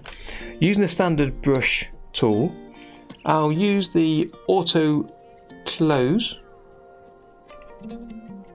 and auto group auto fill. You can in fact just turn on, I believe, auto fill, and it enables those other 2 tick boxes, because you can't auto fill without it being a group and without that group being a closed line.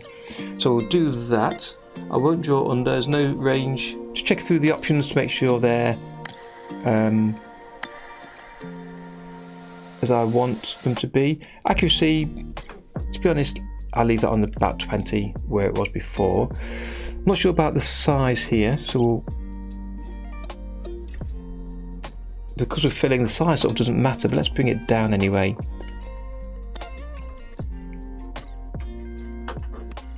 Okay, hit save. That is quite dark, we'll adjust that afterwards, but that's for the rocks to go in front. So we'll add a green colour first for the cactus. Okay, let's do a traditional one first back here.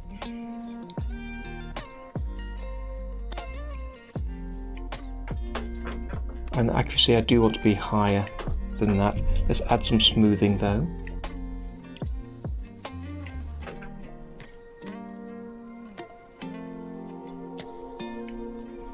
So I've not used the autofill tool much, or even vectors for that matter. I've seen Jer Henning doing this, so let's see where it takes us.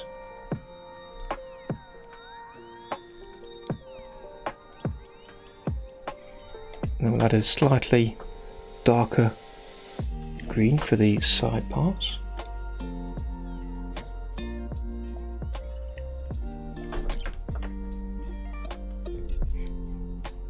So this is going behind, so I'll change that afterwards.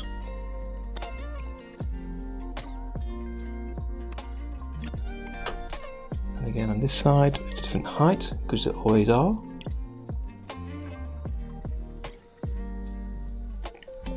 Okay, and then the selection tool, select that one and choose move to back. The same for the left arm, move to back. And now we can use the control point editor to make any other adjustments we want to make.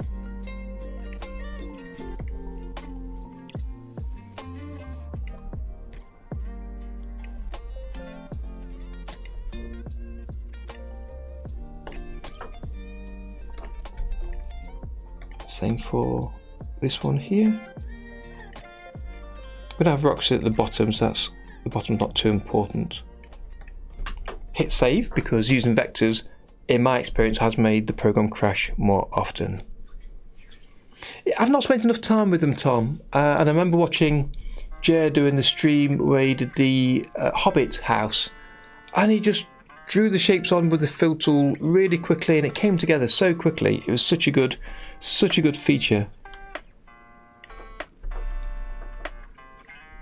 I'll add some lines on there in a second. If I press the button at the far right of the toolbar here of the X sheet, we've got the toggle edit in place option, and if I tick that, it'll show me everything on the main timeline, so I can make sure I've got things in the right place and I haven't blocked off too much of my main drawing with the background.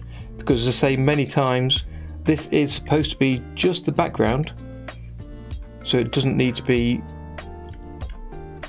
too clear or too much in your face.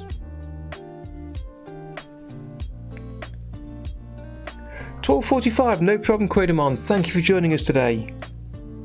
Thank you. See you next time. Hopefully next Sunday. Have a great week.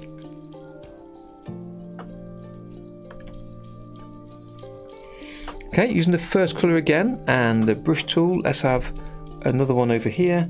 And for this one, we'll have one of these selections of cactus where they're just got the uprights. So let's draw these in place.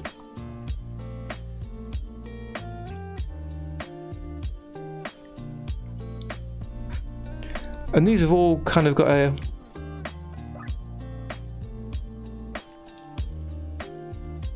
they have got a colouring where it goes darker from left to right, so I might, as much as I do like using it, I don't want to overuse it, but I think I will use the gradient fill again on these. So let me just try changing this to a gradient fill and see what it looks like. So choose the linear gradient again, and with the settings chosen here, I'll adjust the angle as necessary. So I've got a single colour. Let me make sure it really is going to adjust the gradient.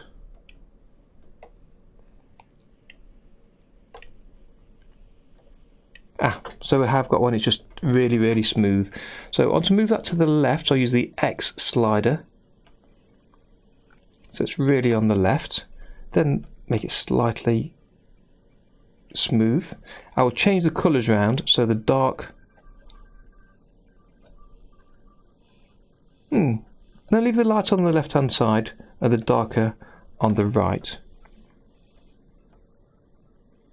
I was going to do it the opposite way, like that. That's quite light on the left, so I'll adjust that. So you can see a slight difference in colour, and then we'll do the same for the arms. So I'll make you a linear gradient for that one, and I'll adjust the settings in a second. Bring down the smoothness so I can see where the line is. I can then adjust the X and Y to bring it over. I can change the angle. Just add a hint of colour on the side of the shape there. And again, you could use an effect for this, but I'm happy to not do. Let's just change this colour so it's different to the first one.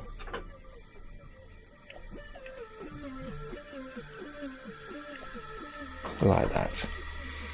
Again, make some small adjustments on there.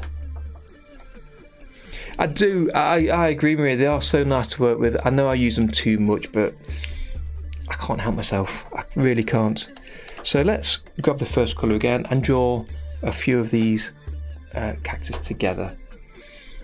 I want to make them a little bit straighter than I've got there. So let me select on some of these nodes and delete them. So we've got a tall, straight looking cactus.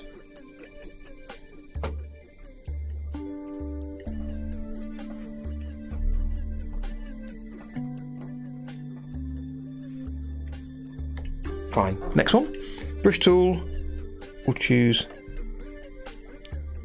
Alternate between these two colours, I think. So we've got some difference between them. Okay, so this one coming up here.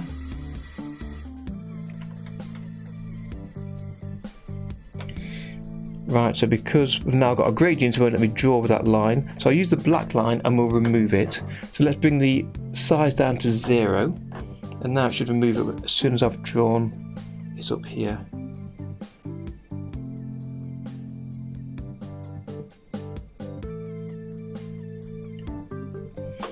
I'll turn off the autofill, but we'll auto group and auto close it. And then if I fill in this green colour, and we render, the black outline disappears because I've set the line width to be 0, even though we can see it here. Okay, so we'll add a few more of these in place.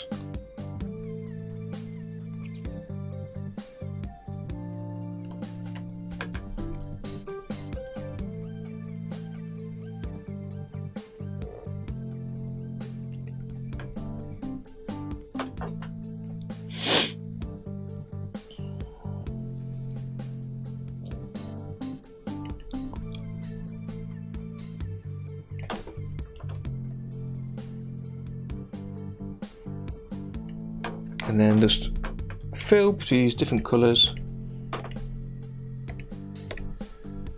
like that.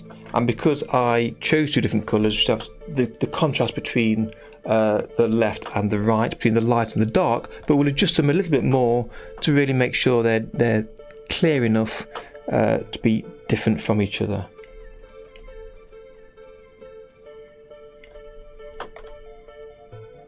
And then we'll add some of the lines on afterwards as well. Okay, so that's those two.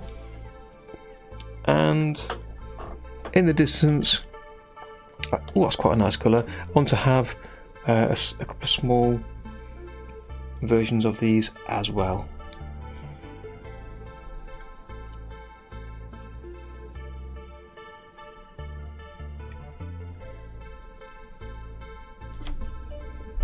So give him little arms.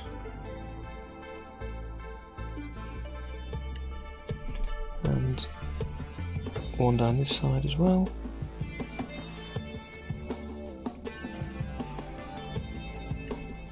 And we'll fill that in the same colour and adjust these a little bit. I kind of want the arms to make sure they come in straight rather than here looks a bit curved. It's a tiny change that no one's going to notice, doesn't matter, but I want to just change that. I want to make this a little bit darker to fade into the background, and we'll have the rocks in front of that. So again, I'll use a gradient on the rock, so I'll have kind of a consistent feel to this background here. So using a black again, I'm going to draw the rocks in front of these. Before I do, let me turn down the smoothing because that is quite high.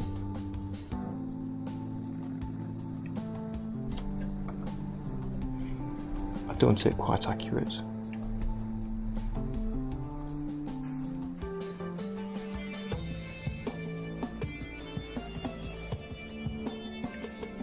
Like that. Get those two in place. I'll choose this new brown colour and we'll use the radial gradient for a change. I'll fill those two so I can see how they look, and then we'll change the colours of the gradient to match what we're after. So I want a kind of a orange colour with a light on the outside. We'll change the settings, the smoothness,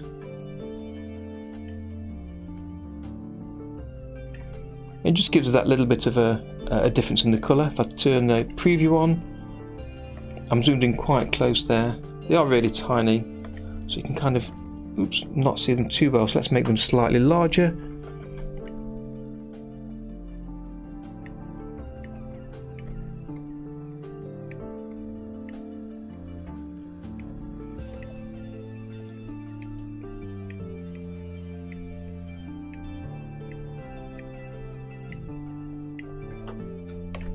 And I'll leave them like that. Okay, so now the nearer ones, let's do these on a little bit neater.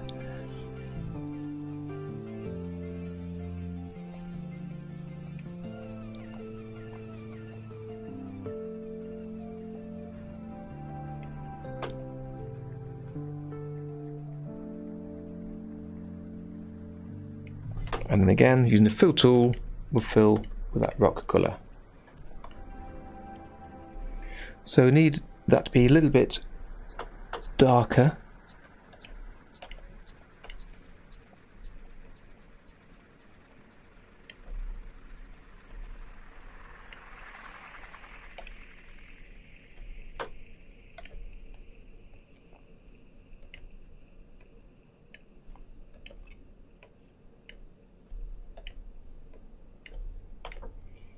So we'll just adjust these settings until it feels about right.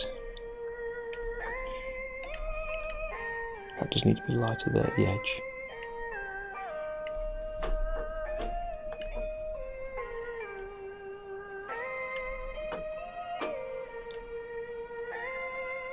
So if we bring that down, let's give me the light on the edge there.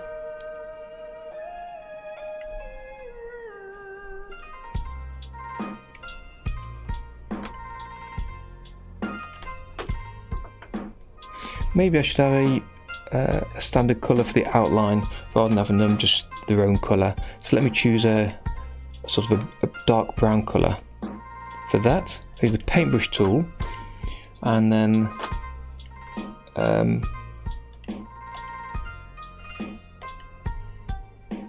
oh, that's too investor only. I was going to paint over the lines.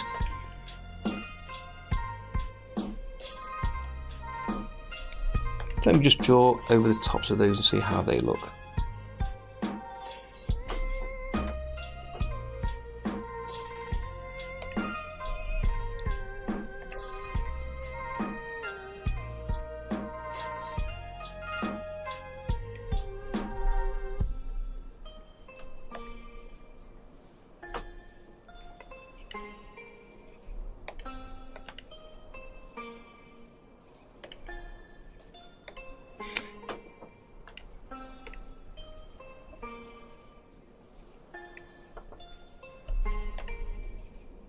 Make the line thicker, because I on 0.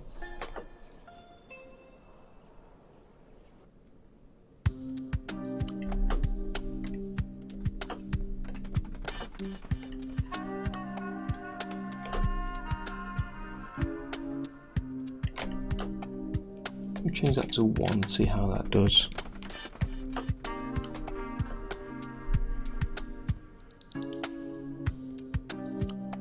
Oh, that helped, did it, Jim? Good. I'm pleased. Yeah, it's annoying. You have to rename the image sequences to import them, because if you can rename them to import them, why, when you're importing them, can't it automatically rename them? If it recognises they're an image sequence to be able to rename them, then recognise it when I import it. I think would be nice. But no, I'm glad you found that and it helped you. Thank you, Kozo. Basically, I use a website called Pretzel Rocks, and it's got different stations to listen to different styles of music. Let me put that in here. If you search for that, and you'll find exactly what I'm listening to. and you can choose different styles of music to listen to while you work. But yeah, it helps me while I work. I've got it on quite quiet because I'm chatting here and I don't want the music to play through the microphone to feedback. But I think rather than having just silence in the background, especially when I start concentrating and I'm not really thinking about talking sometimes, it's nice to have music in the background. Yeah, really good channel, really good site. Hello there, Nyu-san, welcome. Good to have you here, buddy. How you doing? Yeah.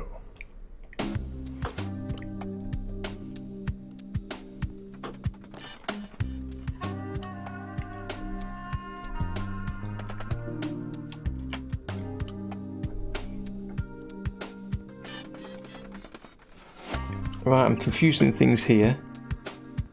So let me move things around a little bit. Move to back, and then if I select that, I can, right, now I can put things in the right place.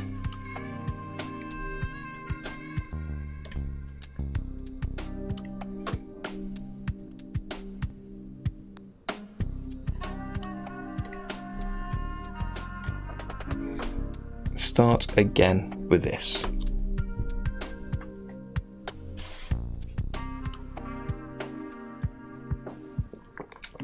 So are you still able to join us later for the team meeting? Enyo-san?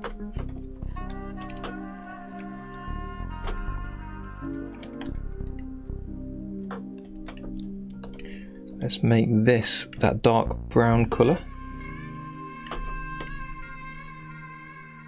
It's quite thick, so yeah, and I use that over here. I'm trying to think where to put the outlines for these rocks and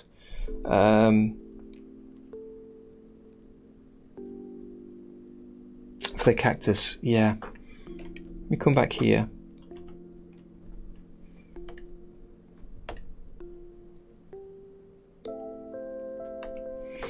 I think before I do the rocks, let me get the lines on the cactus so it's really clear what I'm doing. Put that at the front.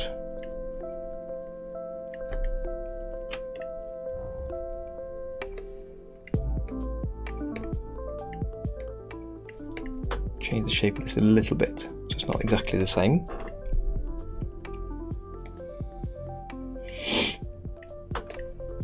Yeah, excellent. Looking forward to that. As I say, it's like 10 PM my time that the meeting starts. So I don't know how late I'll be able to stay, depending on how I get on with chatting. Looking forward to kicking it off and getting it started. I am. Okay, so for this one, I want to do some green lines down this cactus. So let me look at the size. One might be fine actually, looking here. Okay, a little bit of smoothing. So I can do a neat line. Let's see how it looks.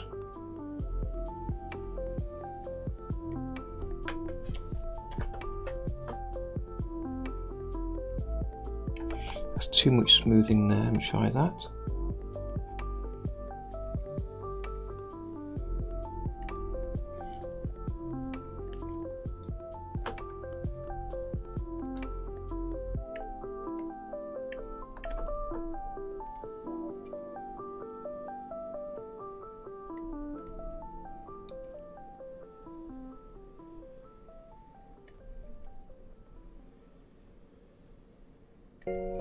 Again, this is background, so it doesn't need to be too neat. That's good, that's fine.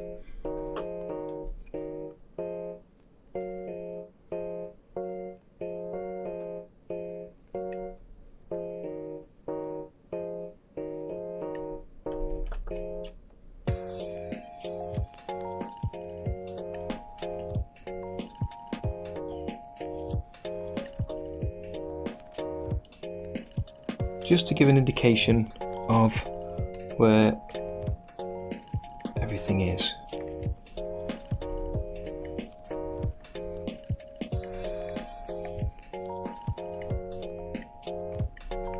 In fact, I can leave those there. Let's bring this rock forward. So using the selection tool, hit save. Using the selection tool, I select the rock, right click and choose move to front. Same for the other rock.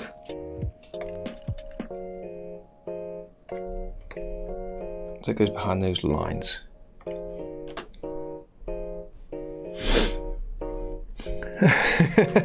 That's fine, and yes, as slowly as you like. If anything, I speak too quickly. But with there being up to 10, 11 of us on the chat, we won't all get to chat too much. It'll be lots of agreeing, or maybe having the chat window open, lots of thumbs up. We'll see how we get on. It's the first time having this kind of meeting, so we'll see quite how it goes. I'm not sure what I'm expecting yet, but I know I'm really looking forward to it.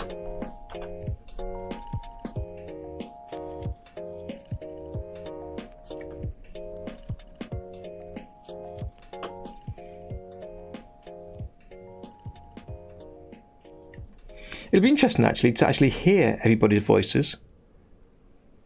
After speaking with you all for the past, I don't know how many years, lots of years, to actually hear what you sound like. So yeah, I'm looking forward to it. You've heard me often enough, so it's your turn.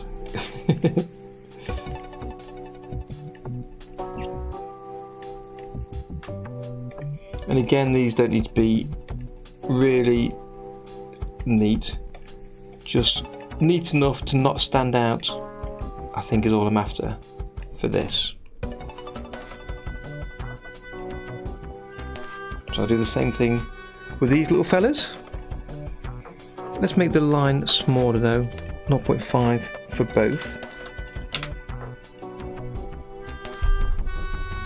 A good point, Maria. Yes, it'll be better than my Spanish, French or German. Or Italian.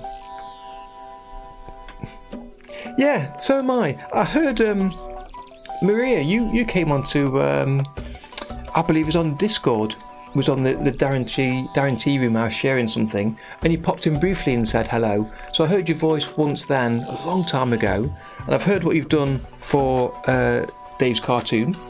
So it'll be interesting to, as you say, to hear everybody what we all sound like.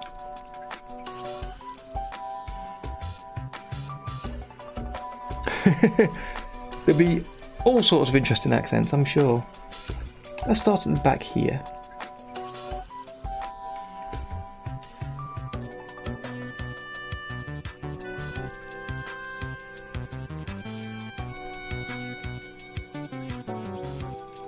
Yeah, I'm happy for this to be quite messy. Let's just throw lots of these lines on here. Hit save, just in case it decides to pop again.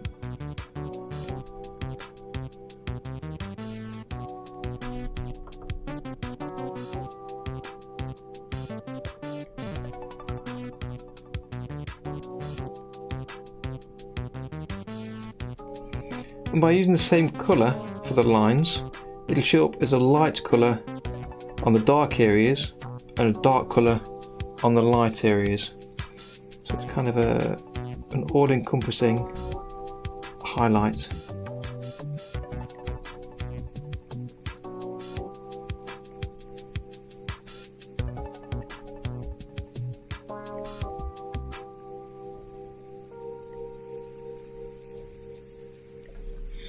Let me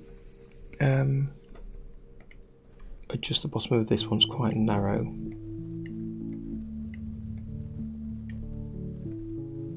To make it a bit more consistent. Hit save.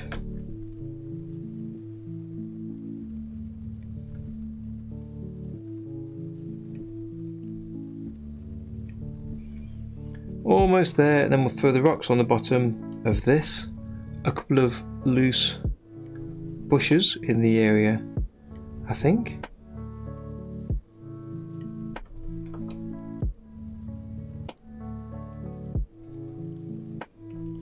And then we're about there.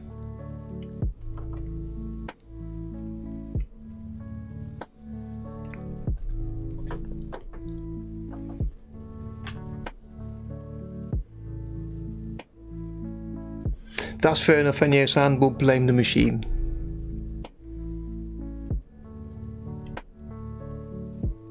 Ah. Okay, so let me adjust a couple of these at the bottom here, so they don't overlap, but they are clear where they're going to.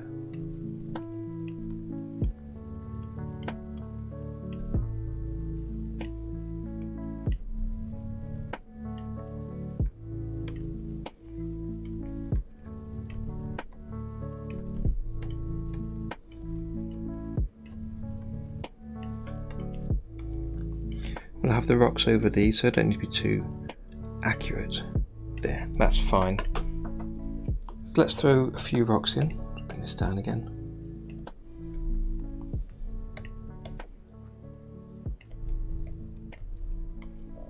I can go through there. Not quite, not quite.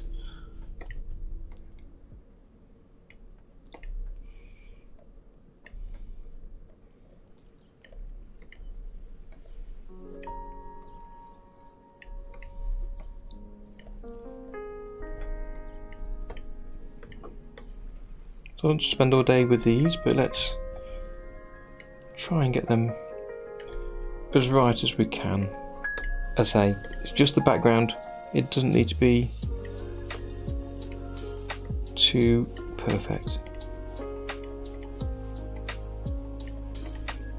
But a little bit of OCD in me won't leave these alone if they look really badly wrong here. That's fine. Let's go and do the rocks. So again, with a brush tool and auto close and auto group turned on. So let's add some little rocks here. So we'll have one at the back,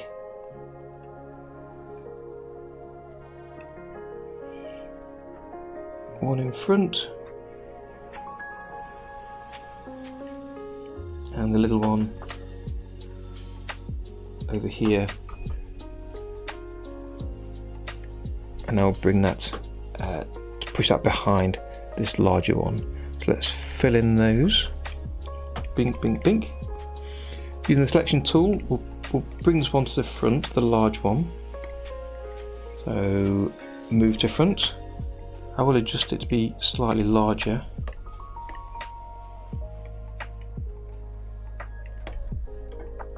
Okay, and the final thing I've seen in my reference image is a little bit of shrubbery I'd like to throw in there. So let me grab a new colour. It's quite like a greyish colour here.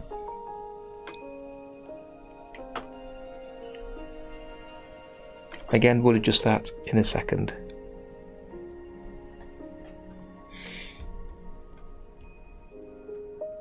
So we'll, oh, look at that. The depth isn't right there. That's got to be lower than the other rock if it's near the front. And this one needs to be higher up if it's behind. Let's change the width of that.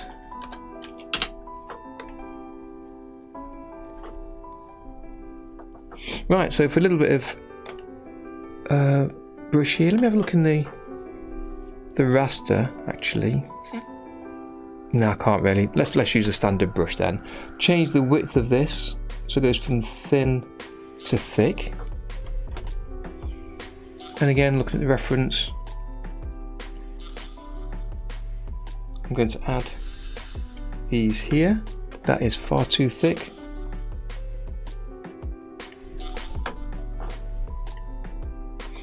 Turn off auto group, auto close.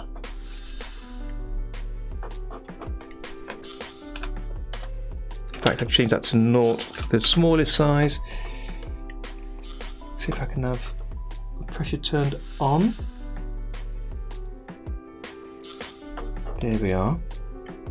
There we go. I want to have different thicknesses of lines here. And I'm going to actually put this on a separate level. Yeah, so let me Alt D to create a new drawing in that level. I'm going to put this behind the cactus level, so I can draw it behind the cactus and all the rocks.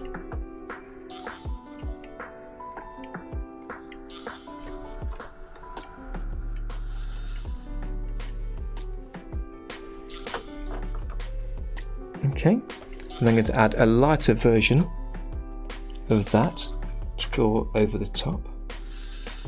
So I'll draw very light lines just to add a little bit of depth, so when you zoom out it looks a bit more 3D, a bit more physically correct. Okay, let me add a few of these spotted around. So of course behind the rocks they'll be growing out of.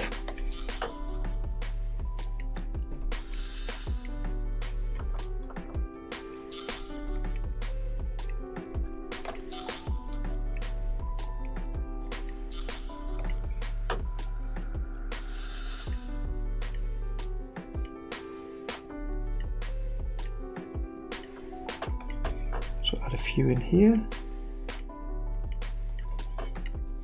And also separately, just growing in the ground nearby, we'll have a little one of these.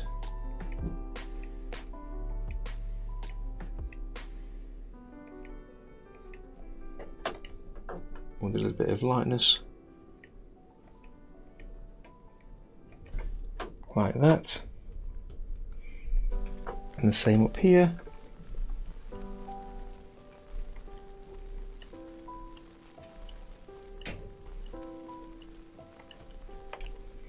Just to add some interest in the background.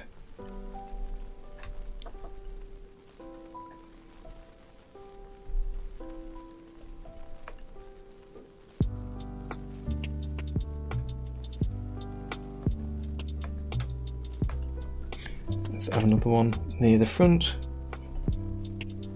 Then we'll add in a couple little rocks, and that'll be us about finished, I think, with this background.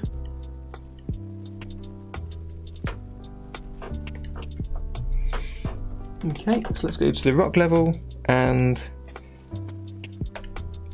using the rock colour there, let's change the minimum size to, in fact the maximum size only, to 0.5. We'll auto close, auto group, ready for filling. Let's have a look around, see where we need some. So we'll have a rock here near this plant.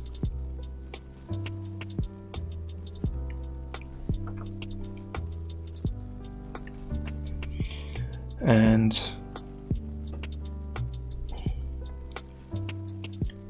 over here.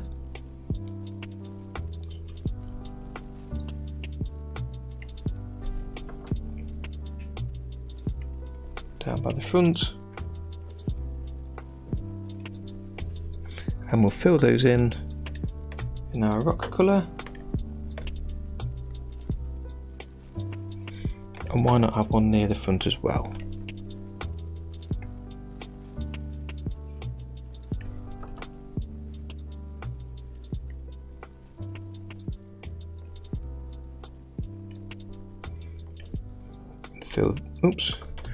Fill those in there.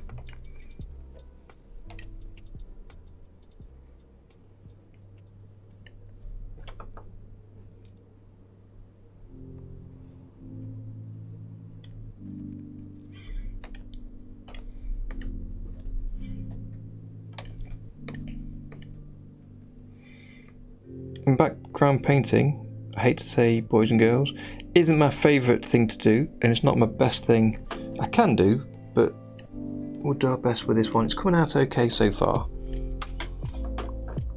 Okay, and the final thing I want to add is some shadow to this. So we'll add a new level, make it vector again, and this will be the shadow. Let's start naming some of these columns.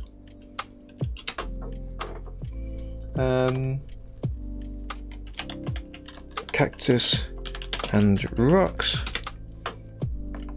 Then we've got grass, texture, that's fine, okay. I don't think it does AP, but we'll adjust it if necessary later, and that's kind of one of the reasons I wanted to use the vector level for a change, so I can adjust them afterwards. It's not something I'm used to doing, so we'll see how that goes. Let me give this a go for the shadows. I've not used a vector level for the shadows before. I'll turn on the autofill. This is just for shadows, so I will still choose another palette entry, so I'm not adjusting the main black entry. We want to add a dark shadow colour. I'll use the transparency option. We'll also add a bit of colour to it, so sort of yellowy colour. Let's see how that goes. At sort of a dark yellow colour. We'll adjust that again in a second. So the light is to the left because we've drawn the light parts of the cactus to the left, so the shadows need to go to the right. So let's just start to add some of these in and see where they get to.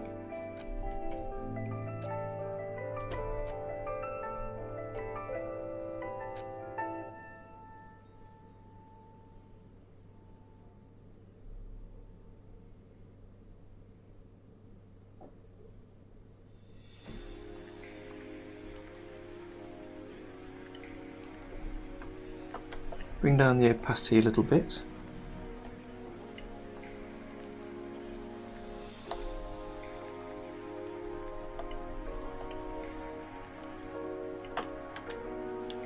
I'm not sure why that's not changing.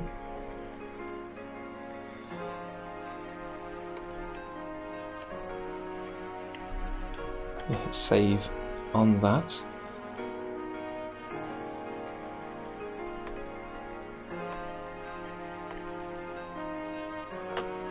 Check the scene settings. That is ticked to enable transparency. That's really weird why it's not showing that, but that's fine. It'll work itself out. Let me adjust this by adding some new control points by pressing the control key.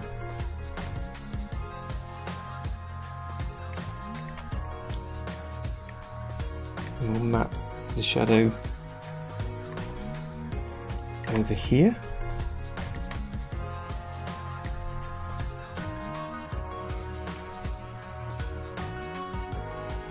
I'm pressing Alt to just one side of the control point editor compared to the other.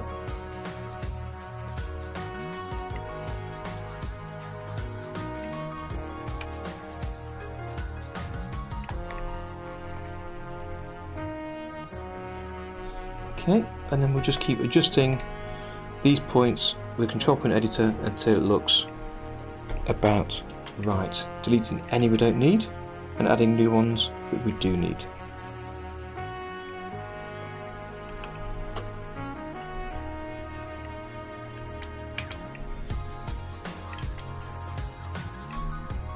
Especially to keep the straights looking straight and the curves looking as they should. Let's take a few minutes on this.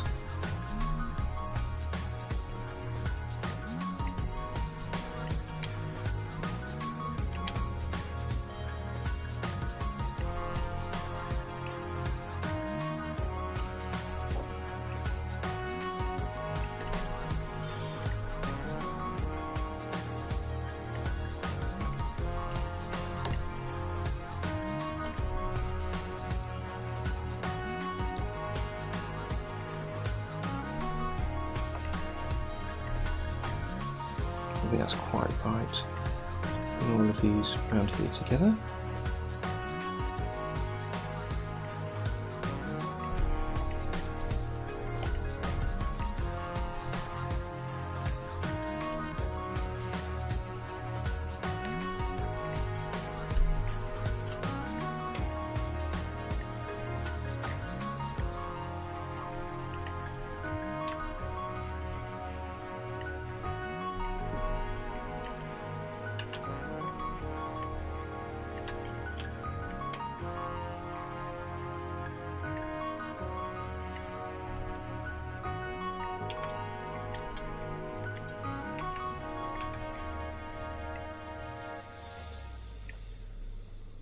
Okay, keep forgetting to check the chat, so hello chat, I've been missing you for a while.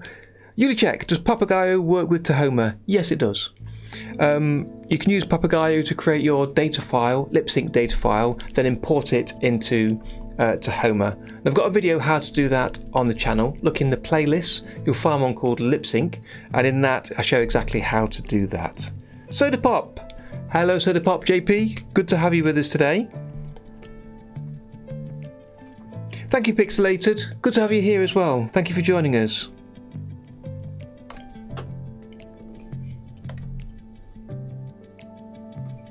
So I need to make the shadows a little bit neater, a little bit straighter. They're sort of curving a bit. So let me delete some of these middle control points so that they are much straighter.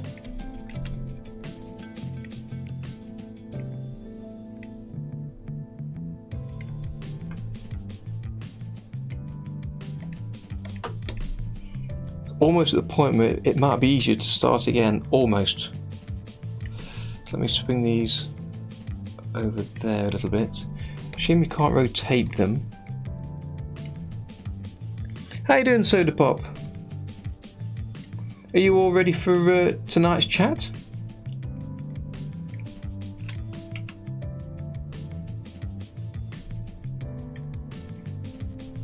So I'm trying to look at where the lines are moving to here. Try and get them all moving the same direction.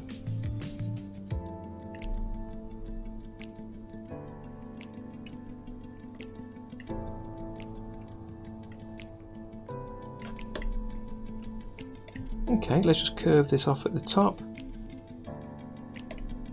Fine. Now do the same on the other side.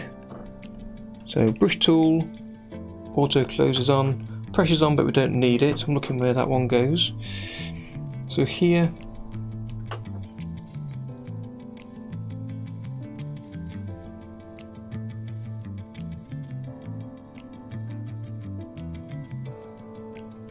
it's possibly too big. We'll see how that looks.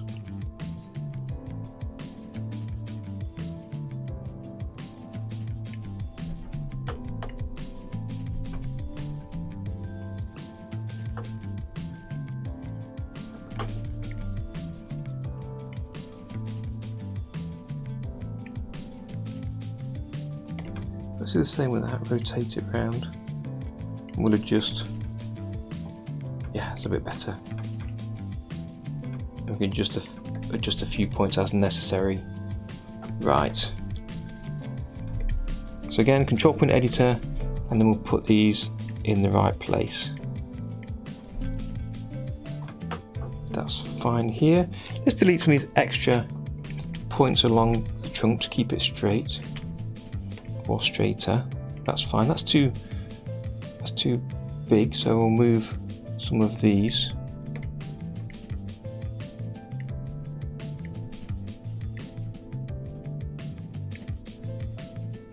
Let's try and match the original positions.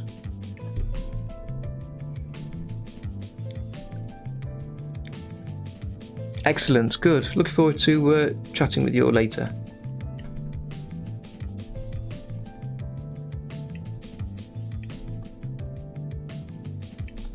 Bring these in so that follows straight. Let me delete that point. That's looking better. Good. And then adjust this around the rocks. Is the music still playing? That's gone very quiet.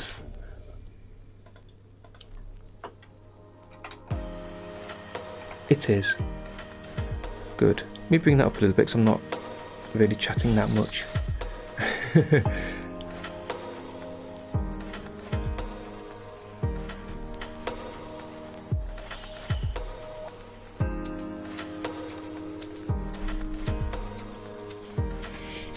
Okay, so let's just adjust this around here.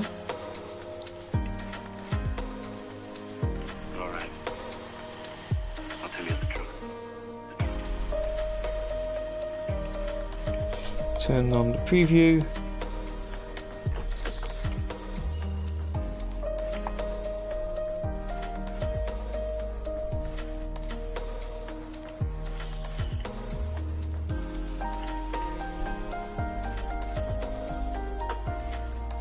And a little bit of shadow on the back, and then we're almost there for this.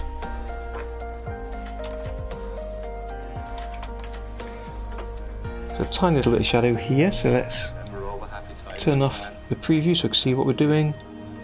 Hide the monster, make sure we're on the right level. Okay.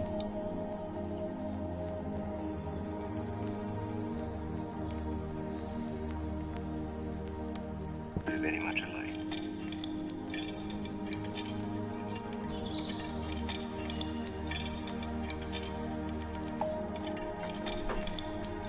Right, and at last it's showing the preview a bit clearer. So again, control point editor, delete a couple of these points we don't need to make it easier to adjust them.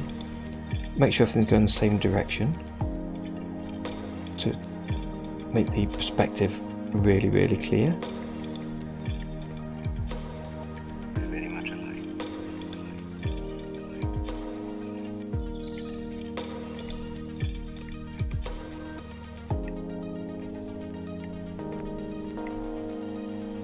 All right. I'll tell you the truth.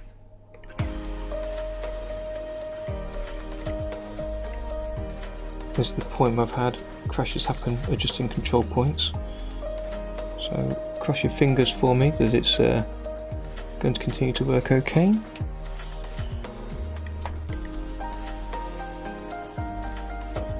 That's fine, it's quite a small one anyway. Last little check, I think we're about there for that. That's a nice simple background, that's all we want. Oh, clouds. So again, throw another vector level over here. It won't take much for doing this. Nice and simple again in the reference here. We've got just plain white, but I'll hit them toward the blue so they don't stand out too far. Let me just auto close, auto fill, and then add a couple of these clouds.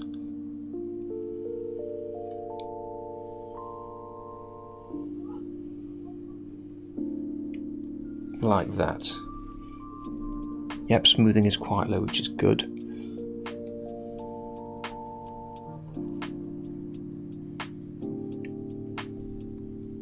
Just there, and again, because of the gradients in the sky, the clouds, even though they're all drawn in the same colour, look a slightly different shade to our eyes.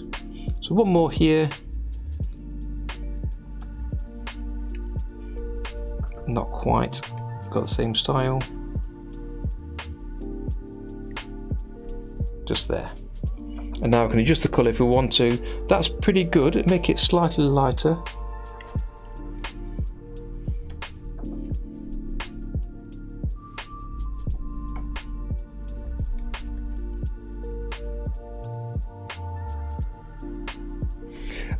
No, not easily, Ulichek. All you can do is to create the two voices in Papagayo, allow it to work out where it thinks the sound is, and then just delete them from one or the other.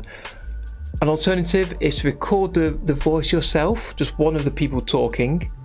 Not to use that for the final version, but to get the timing right, and so you can import your version with your voice in to Papagayo, have it automatically map that, and then you can then replace that with the real audio. So there's a few different ways you can do it, or you can just do it manually entirely yourself. So don't use Papagayo, do it all directly in OpenTunes to Homer. Could be the alternative, because two voices in there is going to be tricky to do. In the new version of OpenTunes, coming out in a few weeks, version 1.6, and in Tahoma 2D if you get the nightly, is an automatic lip sync that you can use using Rhubarb, and I've demonstrated how to do that using a separate tool that I built, but now it's built in, that's going to be much easier, so that's worthwhile considering. But yeah, it's going to be tricky with two separate voices. Okay, so I think that's everything in here. That's pretty good, I think, compared to what I'd planned for it to look like. So let me step out of that to the main view. And let's preview that, hit save, go to the preview settings. I'll shrink it down by 2 to make this more efficient, as I discussed in the preview video. Hit the preview button, and that previews really quickly. I don't want to dock that up there. I should have thought I turned unlock earlier. I must have unlocked it. Let me resize this as best as I can to show it as large as I can. Reset the view to 100%. So that's 100%, but with a shrink of value of 2, so it's half the size still. And it gets the whole thing in there. It's got the opacity effect of the shadow. I might lighten that a little bit. Let's just see how that looks. Now I'll finish off my tea here as I do.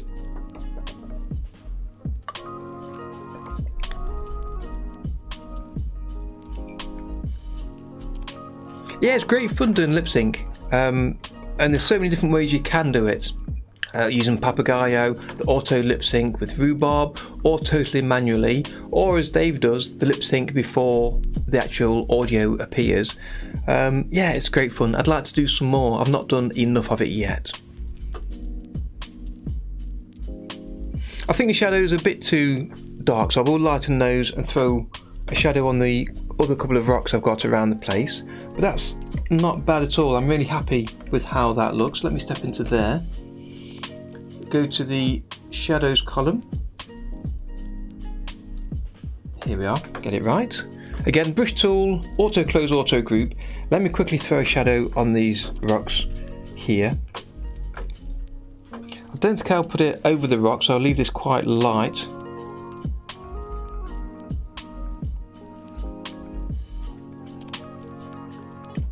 Like that. Let's bring down the opacity a bit more. It's on 51. It's nice to remember the numbers, because then as you adjust up and down, you know where you was before. So 51 to about 30. Hit the preview button to see how that looks. Yeah, that's much better. I'm happy with that.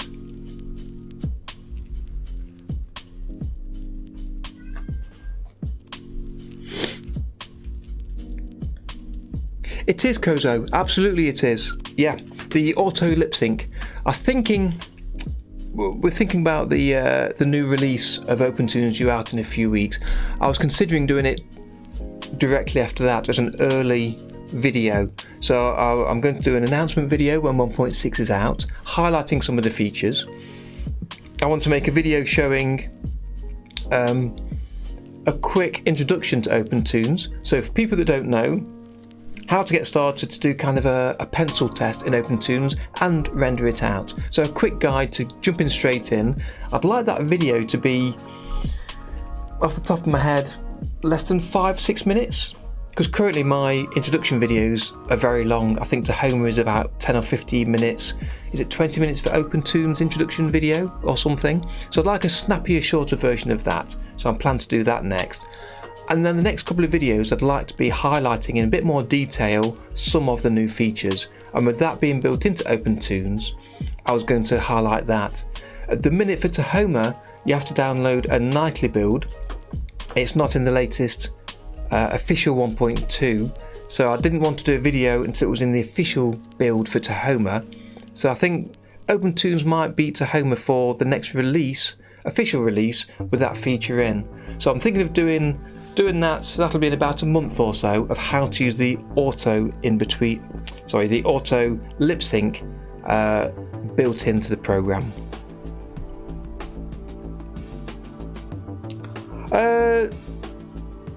I could soda pop some extra effects lighting.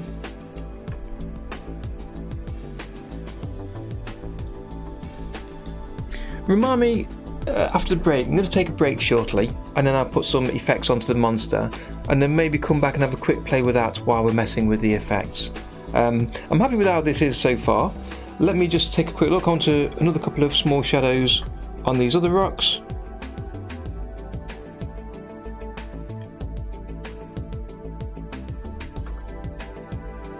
Right up to that point, like that. Make sure it's going kind of like a 45-degree angle there. We'll adjust that to go back there. Good. Hit save. Keep hitting save just in case. And again, we'll add another one here. And this is the kind of detail that people won't really notice.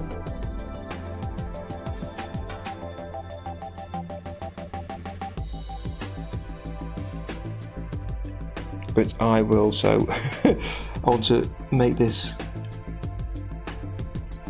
sort of nice looking as I can. So if you're going to do something, let's do it right. And again, this is a bit of a learning process for me.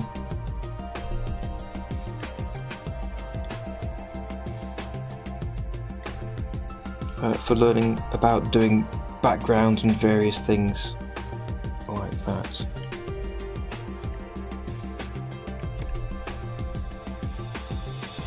Okay, that's that one, and a little one back here, again virtually out of sight, but we'll add it anyway.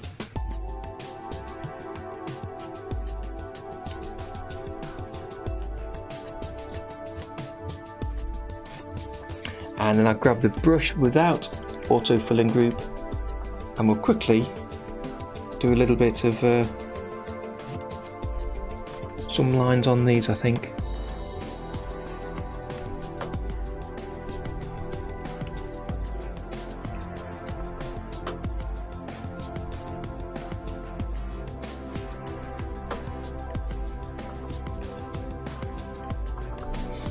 Still too big. Let's go to 1.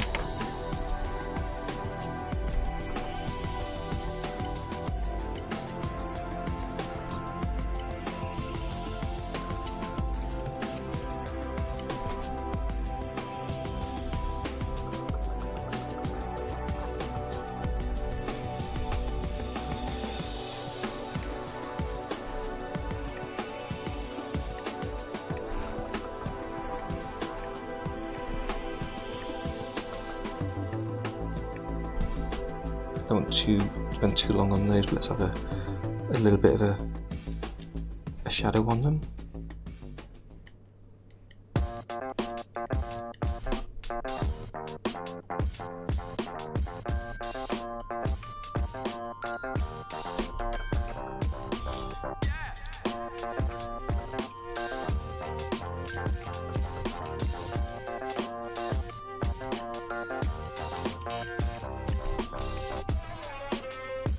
So let's preview that. Fits a window. That'll do just fine. No problem then, Yusan. Talk to you later on if you've not already gone. Great to have you popping in today. Thank you.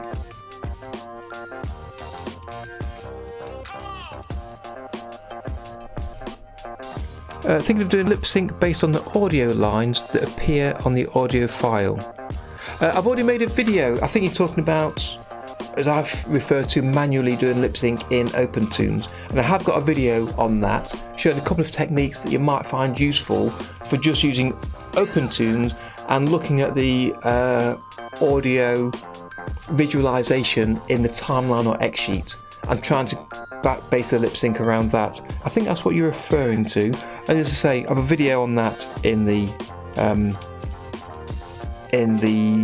playlist. Thanks, Maria. Thank you. It's come together quite nicely. There's more things we could do differently. We could change some of this.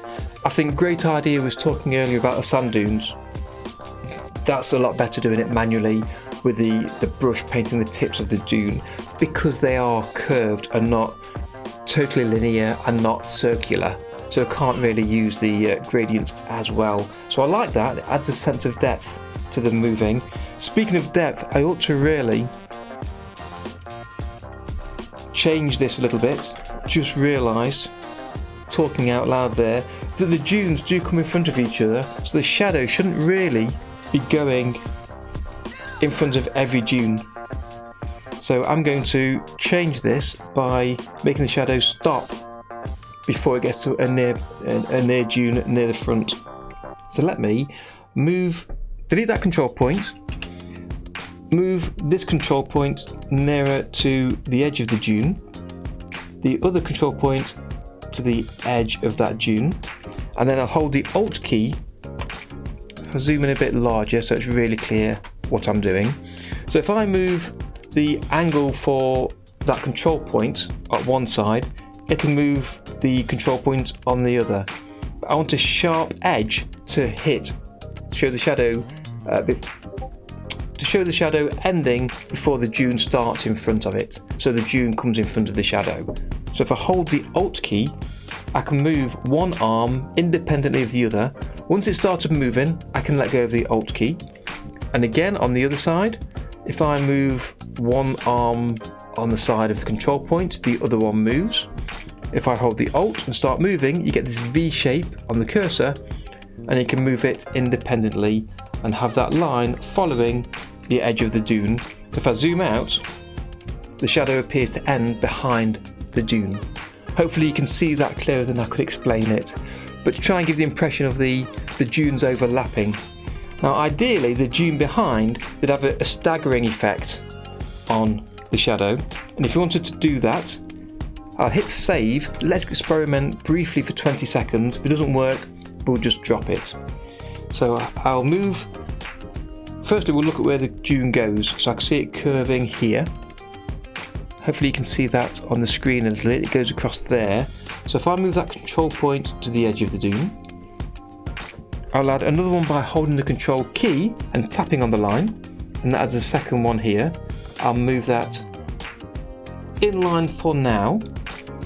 On the opposite side, I'll hold control, add a new point, and again, let's look at where that could go across there, and a second one I'll put down here. Now what I can do is I can change the type of selection for the control point editor to freehand, which is probably easy to use most of the time. And with the points all selected, I can now draw a freehand shape around those points, and that allows me to highlight just those points, and I can move them to the side so you can kind of offset where that shadow goes to try and show it staggering across the dunes. See how it looks. If it looks too silly, we'll just change it again. So I'm to bring this control point in line with the dune, and try and show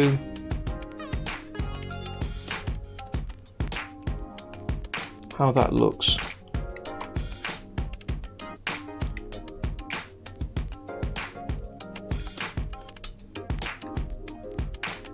Like this. Let's see if I've got this anywhere near being right.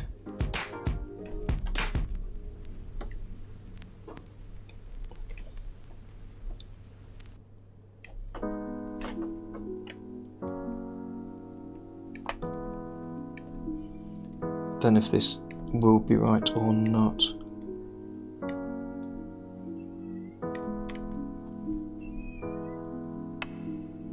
Kind of want to have that stepped feeling.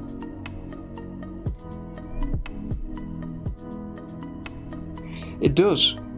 It's almost there. Because I haven't got a bright edge to that dune, so let me look at that and see if I can find which one it is.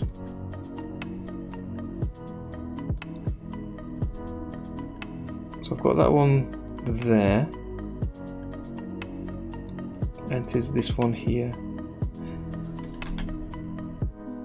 Let me hide all the ones at the front as I'm coming backwards.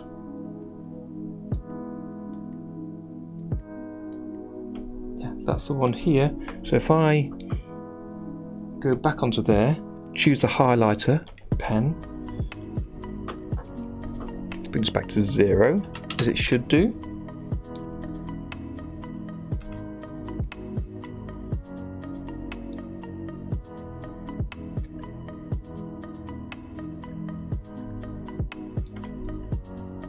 Add a few more of these at the back so I can really see where I'm trying to go on this one.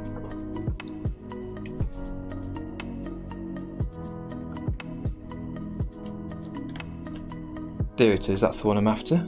So I really want to get a strong highlight if I'm going to get the effect I'm after.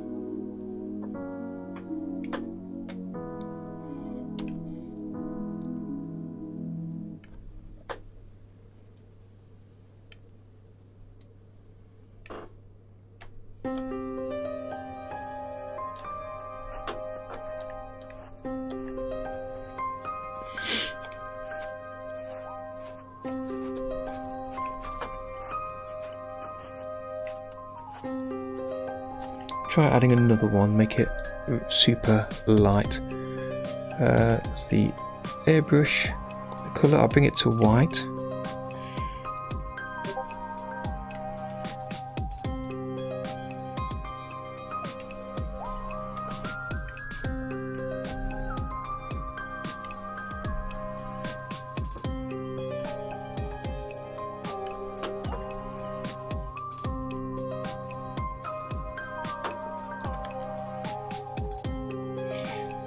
Yeah, I didn't lock alpha soon enough, so I've got lots of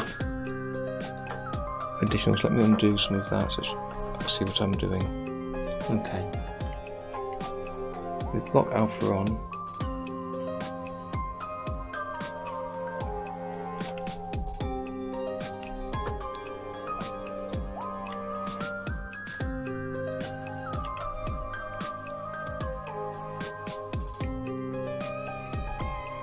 Not quite getting the effect I'm after there. Let me try a standard brush with a bit of white.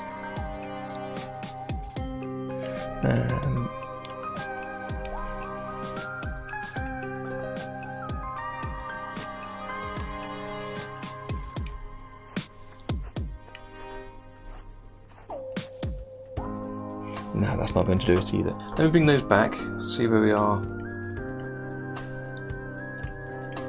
with all of these, and then I'll decide if I want to do this or not. I think it's probably a bit too much messing about, to be honest. So I'm going to revert what I did because I saved it before I started meddling with these changes. So from the file menu, I choose revert scene, and that'll undo any changes I've just made and reload what I had previously, which is everything up to the point where I cut off that shadow there, so that's fine. I'll leave it there. Yeah, if you go straight to the, sorry, I'm going back to the chat there, Kozo. If you go straight to the playlists, I've got quite a few playlists, but if you look for the lip sync playlist, it should be fairly easy to find. Yep, I'll do that, Soda Pop, no problem. Aubrey Woodson, welcome, good to have you on the stream. Yeah, I'm still going, still posting videos. I keep thinking, should I stop soon? Have I posted enough? But no, I'm still going for now. Let me step out to the main timeline, hit the preview, hit save all, render preview to bring up the preview window, and let's see how that looks.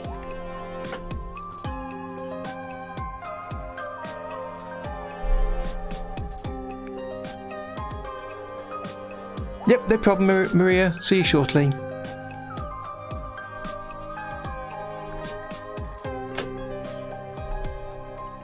Right, so the rocks at the bottom left, I need to move those down a little bit. So again, step into the sub scene.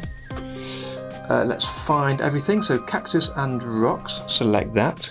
Using the selection tool, put myself in freehand mode, and I can just move these down and grab the shadows, and again freehand mode, select those, move those down, and then step out of here, go to final frames.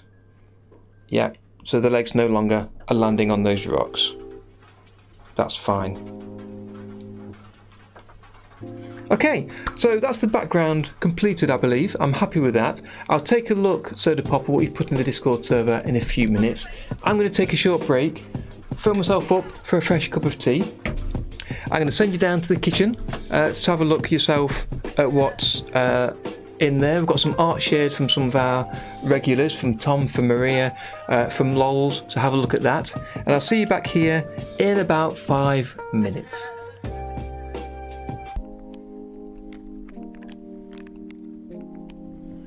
Hello there and welcome back. So I've got myself a nice fresh cup of tea. I hope you've gone and done the same. Fantastic art in the kitchen there. Thanks for sharing that, everybody. And again, if you want to see your art or animation shared in the kitchen during the live streams, then do pop it into the Discord server in the OpenToonz art or animations channels, and next week it could be you. Thank you, Soda Pop, for sharing that. I'll definitely take a look at doing that in a second for the monster. I think that'd be great for him. You're absolutely right about the second option of having the desert haze. But as I said to you in the chat just now, I don't think I've really got enough time to do that today. I've been going for 3 hours already, which I couldn't believe when I saw it on the clock. And Mrs. T's nipped out to her brother's a little while ago, and I need to pick her up. So I need to disappear in an hour or two anyway. So I think I'll finish this off as far as I want to go for today. It's going really well so far. I'm really happy with it. Welcome back, Maria. Good to have you back again. Hope you're doing okay. Jazz Wolf Blaze, hello. Welcome to the stream. Good to have you here. What are you working on today? What are you up to? So what I had planned to do was to add a couple of effects to the monster. I wanted to use I can't remember what it's called now, the shadow, to do a shadow down one side. We'll see that in a minute, what it's called. And I was going to use the lighter effect down the other, but now we're in a desert, it's settled on a desert, a bright sunny day. I'll have a go with the effect that you suggested, the raylet effect, Soda Pop, see how that looks. I think that could look really cool on him. And then I'd like to quickly draw a shadow underneath him, a hand-drawn shadow that I'll probably add some blur to make it look a bit neater, so we'll throw that in quite quickly. And then we'll call that a day for today, I think, and probably call that a day for the animation. I'm really happy with how that's going, so let's see what we can do with this then. So we're on the monster level. Let's go to the effects room, and in the effects schematic here at the top left of the screen, we know we're in the FX schematic because we've got the FX button at the bottom of the window here. If you hadn't, press the button at the very bottom right, and that alternates between the stage schematic and the FX schematic. So now we've got that, let's move those two out of the way. Make the monster a little bit larger in the view so we can see him clearer, because we're adding the effect onto him. Just woken up. What time is it where you are, Jazz? It's just past 6 PM here. So 4 hours Soda Pop I need to get back here for. Need to get a move on, I think. Need to get a wriggle on. So the monster node points to the monster column, or the monster layer if you prefer. So if I right click on there to add an effect, choose insert effect, and let's have a look. It's in the light section, body highlight effect. That's the one I was referring to. So I want to have a body highlight effect down the right hand side to show him kind of in shadow, and that adds to the 3D-ness of the body. And now I was going to add a lighter one to the left, but we'll probably skip on that. 10 past 1 PM. Oh, so 5 hours ago. Crazy times. And you've just woken up. Yeah, your schedule clearly has been thrown off. Need to get that back in gear. It's almost as bad as mine. So let's turn on the effects preview by clicking the I button at the top right. Then if I double click on the body highlight node, it'll open up the options editor on my second screen. And if I bring that back over here so we can see the options I'm choosing. Thank you, Soda Pop. You know, absolutely. I love hearing suggestions from people, so do fire them into the chat, anybody. You're right, it does, the cast shadow. That could be worth a quick look at. However, actually saying that, I want the shadow on his body, not on the bouncing legs at the end. We'll have a look. We'll see what we can do. So you've got the X and Y offset, and that is how far into the body the shadow goes. To the left and right is the X, and Y is top to bottom. So the sun is at the top left of his body, so I want the shadow on the right and on the bottom.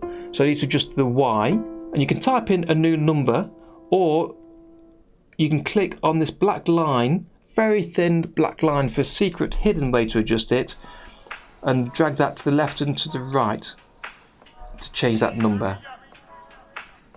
And unless you know what you want to type, if it's on 20 and you think I'll add another 5, 25, nearly, I'll add another 5, 30. If you want to work that way, that's great, but to feel your way around the values, sometimes just dragging a slider to give it a bit more, I find a lot easier.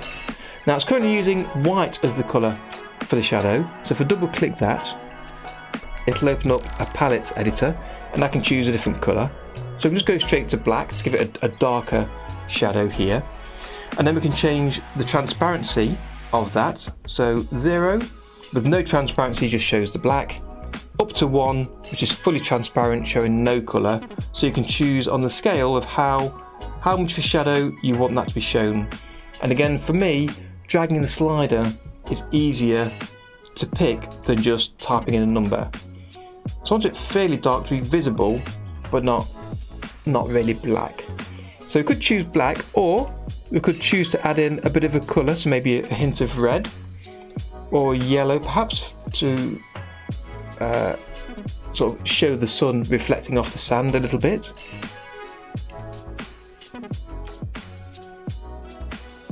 But for me, kind of black is a really simple way to add a shadow, so that's often what I do for that. You know what, Castle Chap, thank you for that question.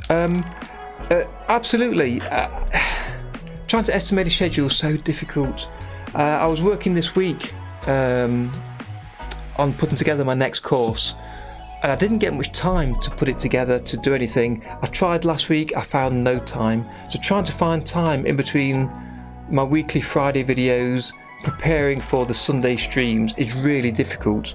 So I don't know when it'll be, but I have started to outline it already, and I don't mind telling you what it's about, being as we're friends here. It's what I want to do for the next course is to talk about and demonstrate how to use some of the tools in OpenToonz to create an animation. So I want to put together an animated logo. I've not settle on everything yet. An animated logo to demonstrate how to use the animate tool, the plastic tool, to use possibly matte effects, so a little bit of the effects in there, so everything that's not hand drawn. So the first course was all about hand drawn traditional style animation, frame by frame, pose to pose, using the timeline. This course next, I'd like to talk about using the tools more. So the ones I mentioned, the animate plastic tool, to also use the function editor, the curves editor, that side of things as well. So the more automated tools to help you. And I thought animating a logo, sort of items coming into the screen and moving a little bit, adjusting in some way, could be the best way forward. So that's what I'm heading towards. How long it'll take, I really don't know. I'm not sure how much time I've got each week to work on it, but I've just started to put it together, and so far I've got it broken down into kind of about 12 separate lessons for each of the separate sections. So we'll see how it goes on, and as I get closer towards it, I'll share more details here on the stream and on Twitter and Facebook and all the usual places. Yeah, me too, Maria. That's kind of where I was heading to. A dark shadow on the right, a lighter one on the left. But thanks to Soda Pop, we're going to do something else on the left. Okay, let's start with that as the body highlight for the shadow on the right. Now, let me hit save before I forget. In fact, what I should have done was added another backup section. So let me delete the body highlight, hit save, go to my backup tool. I'll just close that. Here we go. Start monitoring. So do this again, hit save, make sure that's been backed up. There we go. And now give this a name of background complete. Make a copy. And now I'll undo, so it brings back that body highlight that I had, and then hit save on that. Okay, so let me just check on Soda Pop's comment he sent offline through Discord. Really, there's so much you can do with the function editor. You could create a course purely on the function editor and lots of different ways you can use it, in its basic way for adjusting curves, for adding keys, moving them around, adjusting those, as well as the lots of different functions you can do with expressions. There's so much you can do, but I want to kind of cover the majority that most people use. So most people won't use expressions, so I want to show how you can use the function editor and the effects in the basic way to bring them into creating a moving automated animation. So I was thinking a logo would be good for that. So yeah, I'm looking forward to cracking on with doing that, but I've started to do so already. Here we are. So let me look at what you've put together here.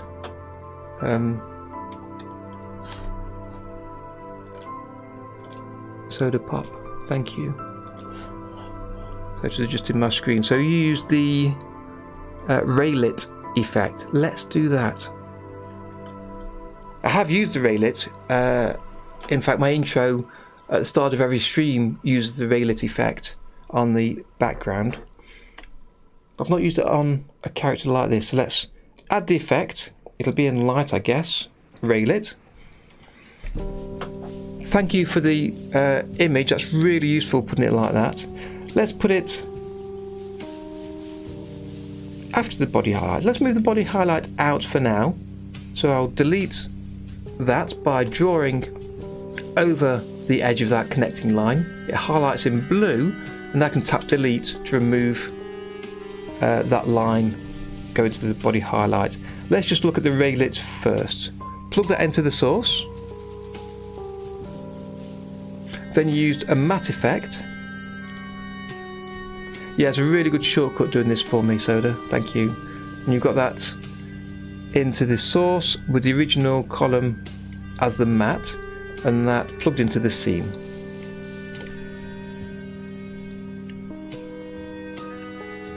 So it's showing the arms there. So let's double click on the raylet to look at the settings you've used. So the first thing you used, thank you for circling it. Honestly, I love these step-by-step images which really show everything. Keep image.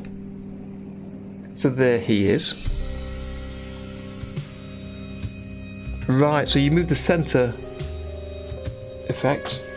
There we go. We can see something here. That's really sensitive, dragging that line. So let me try and adjust it slowly.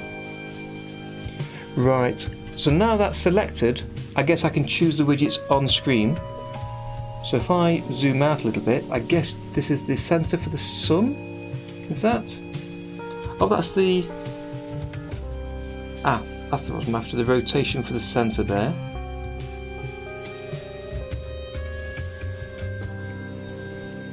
I'm just trying to adjust some of these. What's that? How bright it is. Okay, we've got a colour to apply, so by default it's using orange. Double click that to get a colour picker on screen. Let's try yellow for the sun. Let's show the, we've got the alpha showing, that's fine. So bring down the alpha, so it should be using less of the yellow. Down to 0 should be nothing. Good. So I'm experimenting with this as I'm going, and I say to everybody that uses effects, give it a go. If it doesn't work, just delete the node from your schematic and you're back to where you started. Save regular, so you can go back to the previous save if you want to. So just have a play. That's the best way to figure out how the effects work. Okay, so that adds that yellow up there. So you've got a kind of a blooming on there by having it quite bright. Don't want it quite that yellow, so let's bring it around to the orange, which is nearer to his body colour as well. So I can increase that a bit more. That's looking good. Just checking over your settings that you had on yours.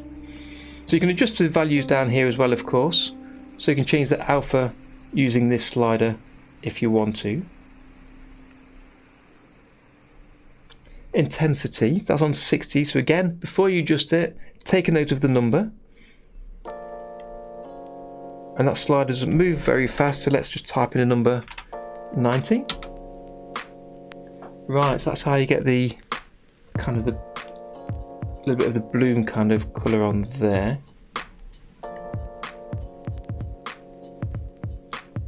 Decay, so that's how far it the colour, I guess that's that value there, how far the colour can travel, so it decays away, so the shorter the decay it'll travel less, I'm guessing.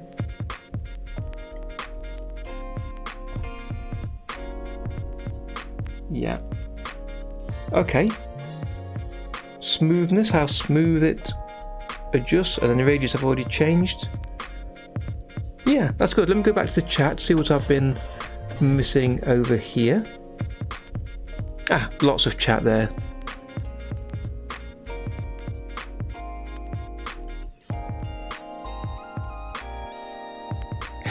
Nice, Jazz, nice. Yeah, it really is. The nightly builds are really, really good. That's quite a bright yellow on his face. Again, just try and bring it around more to the orange, which is almost like his own colour, so I don't want it too close.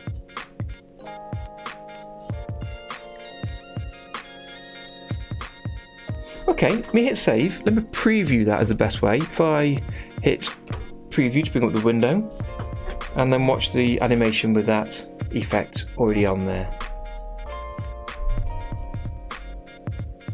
It's kind of changed its colour to more of an orange colour.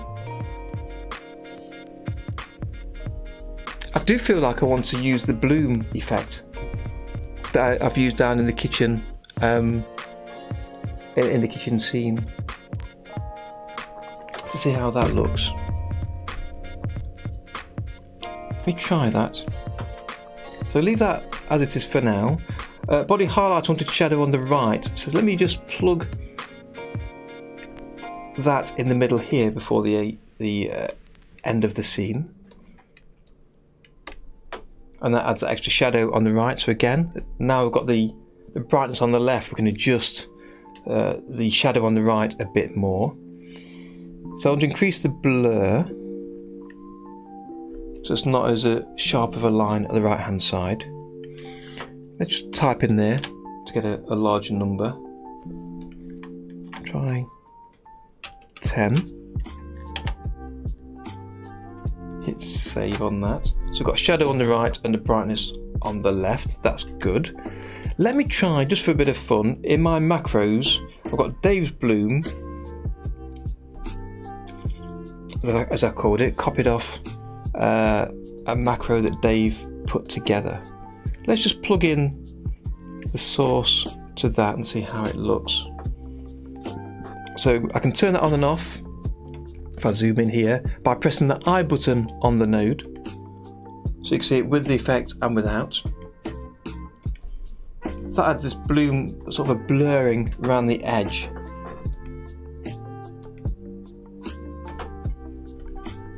Let me double click on that, remind myself what values can be changed for that as well. I love the new timeline, Jazz. I guess you're talking about the implicit hold feature. So you haven't got to extend the drawings for the full length that you want them to show. You just show one drawing and it will continue to show until you get to another. That's what I'm using here, which makes it much easier to adjust the length of drawings of when they're shown.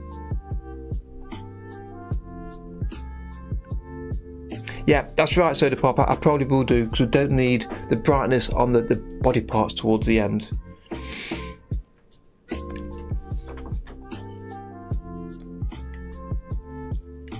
Let me increase that.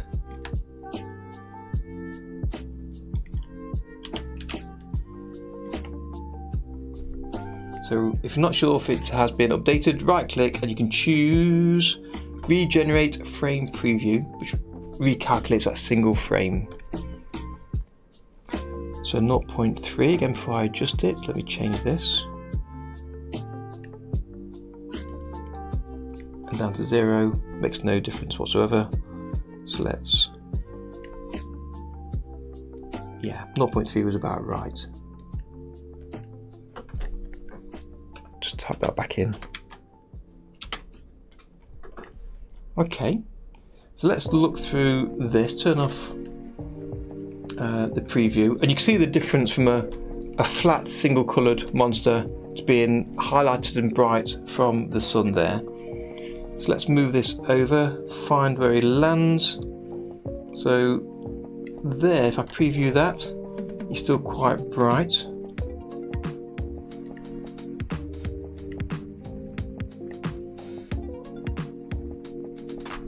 You know, I was going to turn the effect off, but that's not too bad. The eyeballs have got that highlight. Without it, they do look quite flat. So I think I might leave that on, you know. Yeah, let me preview again. Bring over in the preview window. I'll hit loop play. And let's see how that looks.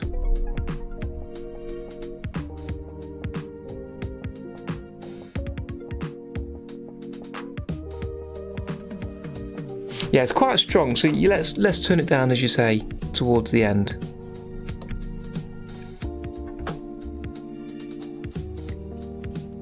Turn off that for now.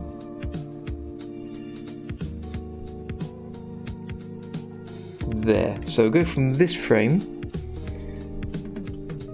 so 65, hit save before I go any further, and want to start changing things. So I want to adjust the raylet, so double click on that. Let me just see what I want to change.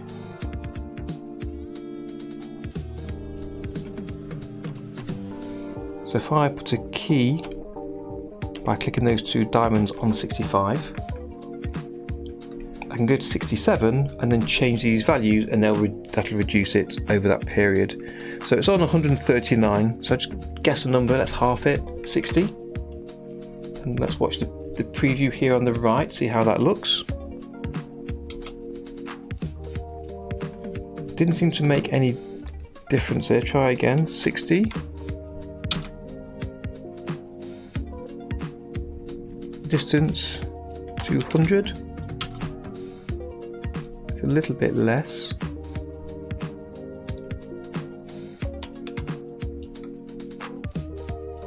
So let's press that key button there to make sure that's saved.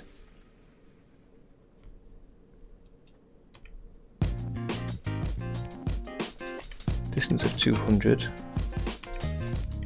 In fact, it was 300, wasn't it? That is keyed. Go to the next one, bring this down, 100.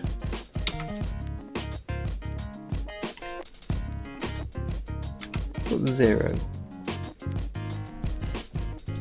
Let's see if that's updated it. Radius, bring that down again, 30.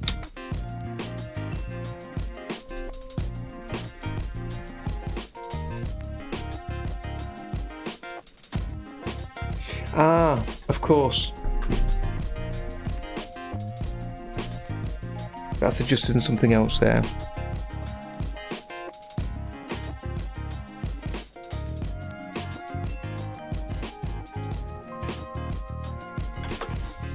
Yeah, the swatch viewer. Yeah, I don't tend to use that so much. Don't know why. I've not gotten to that habit yet. What I think I might do is delete that,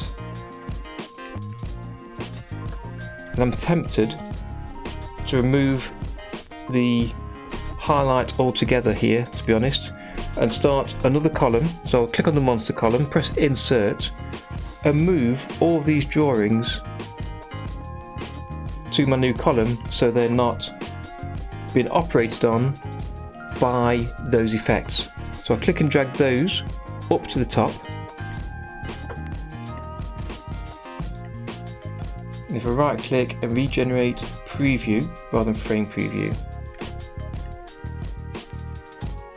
And now in my new column, which I'll call monster no FX, I can see it's here and it automatically copies the effects when you move it. So let's delete some of these. Right, so there's no effects now in that column there. It's the easiest way rather than keying. So I'm going for simplicity at the minute.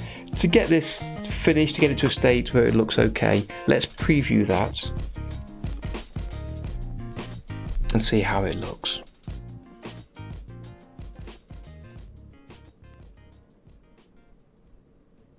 So the eyes might want to, I'll add a little bit of something onto those separately.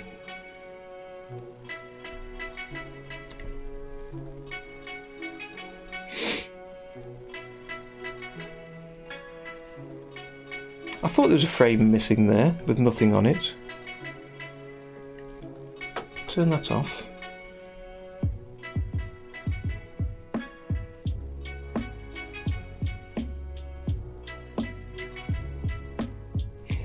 It's because of the implicit holds. So if I right click on that frame and choose stop frame hold, that will stop this last drawing from being shown through the rest of the animation.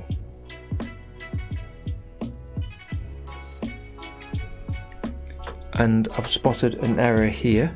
So let's go to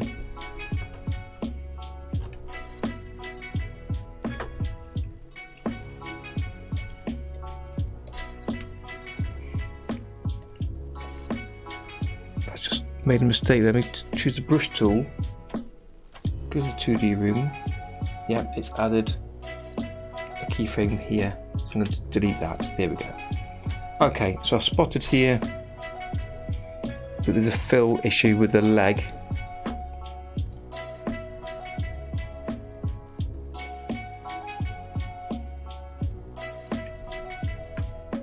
So let's choose the fill tool, color 0, and get rid of that fill. Fine. Yep, that works smoothly now. So back to the effects room. I want to add a little bit of an effect for the eyeballs. I'm going to make it simple. So right click, insert the body highlights I planned to earlier. We'll have a dark shadow at the bottom right. Turn on the preview. So again, adjust the Y to be negative, which will be at the bottom of the eye. The X needs to be smaller, so it's quite a small image here.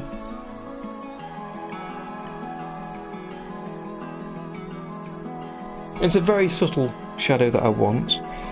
Blur can be slightly larger so it's not as solid of a line.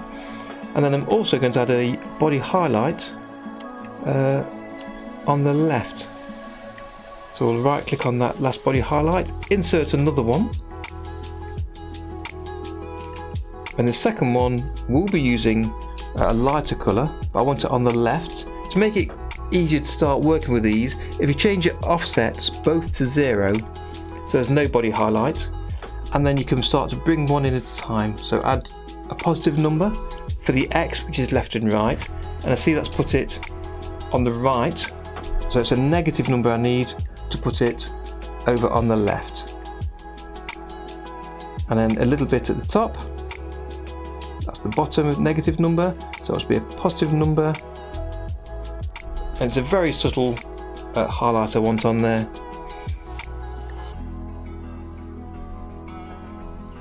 And that is actually also drawing the highlight over the black outline, so let's do something about that.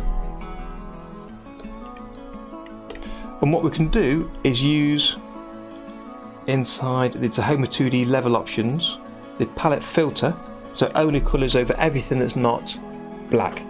So we'll insert this in here,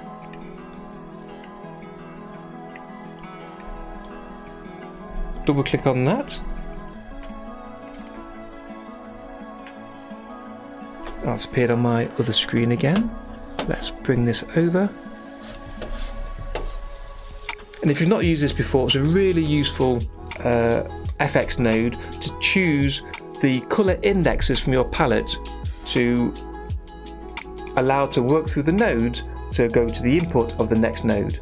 So I want everything but black to go into the body highlight and be highlighted, and then I want only the black to come out and sit on top of that highlighted colour.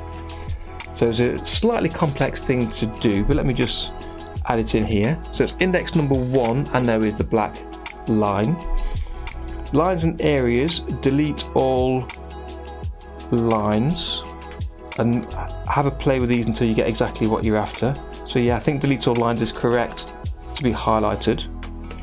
And then I want to copy the body highlight. There's a second node to move through here, and to do an over blending. Let me choose the INO, it's easier to read, I believe. The over INO, so I know which is the foreground and background. So I want the black line to be the foreground, and the body highlight with all the colours to be the background. Plug that into the scene, and it's getting a little bit complicated, I know, for some people to follow. Don't worry about it if you don't want to do this way. It's kind of an extreme thing to try and do. We'll see if this works or not. I can always just delete the nodes if it doesn't work, as I said to you earlier. So I want to keep all of the black lines here to go in front, and delete all areas. So now the black line is a solid black line. I keep adding animation keys, so the black stays black, and then the colour is the part of the image that gets highlighted. So it's a little bit tricky to mess about with, but once you've got the idea, the basic idea of using all these nodes, it's pretty straightforward, to be honest. Okay, let's just keep this tidy so I can see what I'm working with here a lot easier. Okay, so now I've got that, I can adjust the highlight to be even stronger if necessary.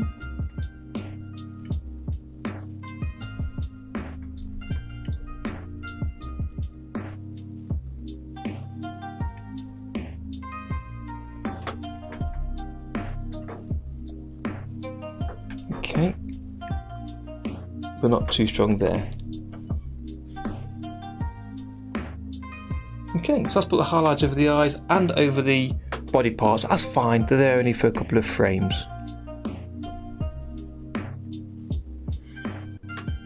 Me too, Soda Pop. Once I got used to the basics of how to work with the node editor, I find it pretty easy to use. I was pretty comfortable with it, but I know at first glance for new users, you see all these boxes connected by lines.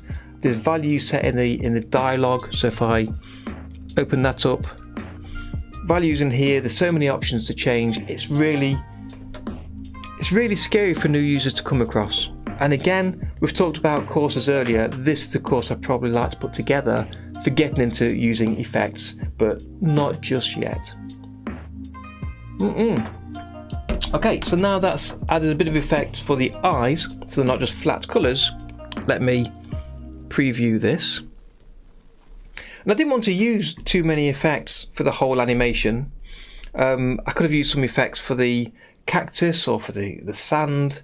I could have had the clouds move in, lots of things I could have done, but I wanted to try and keep it as simple as I could, but I seem to have got carried away already. But it's okay, it's coming out okay. I don't know if that's too much for the brightness for him. He does look very, very bright here. I might tone him down a little bit. Let's open the Raylit effect.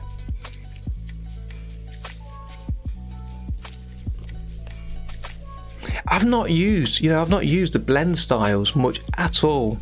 I've seen other artists using art programs like Critter or Photoshop, and they're using blend modes over different layers to apply the colour in a different way. And we could do the same thing very easily with OpenToons. I've not touched that one bit. I know they're there, I've experimented, but not really used it in earnest. And I ought to, really. Okay.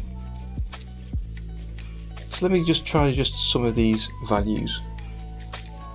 Oh yeah, the alpha actually was really useful there, just to tone it down a little bit.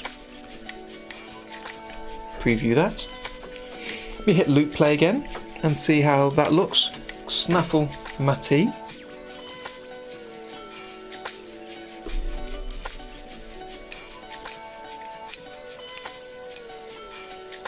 I like that. I think the combination of frame by frame drawing, I think the background's come out really nice. That's come out better than I imagined it could have. I'm really happy with that. And then the effects on top of the monster at the end adds that extra dimensionality, I think. I like that.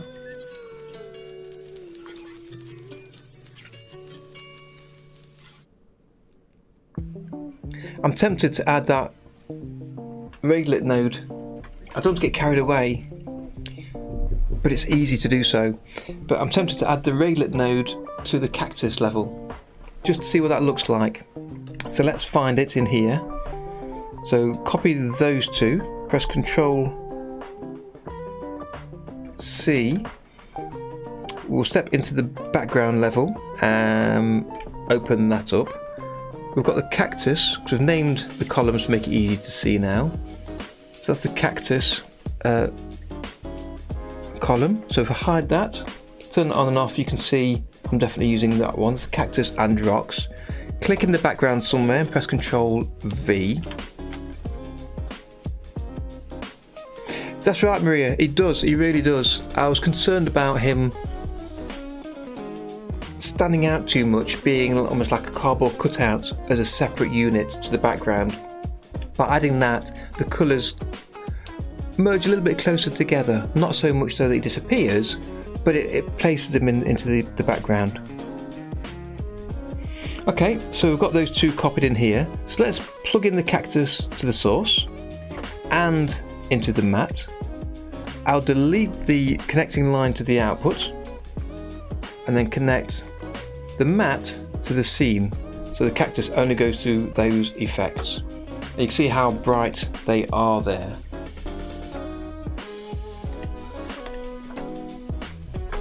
So let me see if I can adjust them enough, otherwise we'll just delete this. I've hit save, so I could always roll back. Let's adjust using these on-screen options here.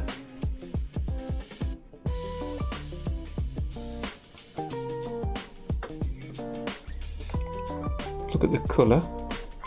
It is quite an orange one. Let's bring that up to full alpha.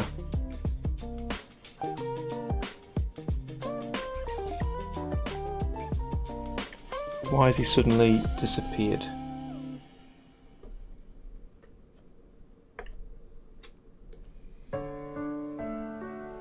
Okay, so I'm on frame 1. What have I done here? What did I miss? Let me press undo.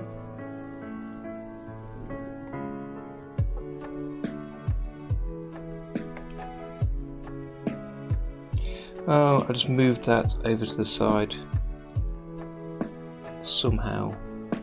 I think I'm having that issue with my tablet. Let me unplug it a second.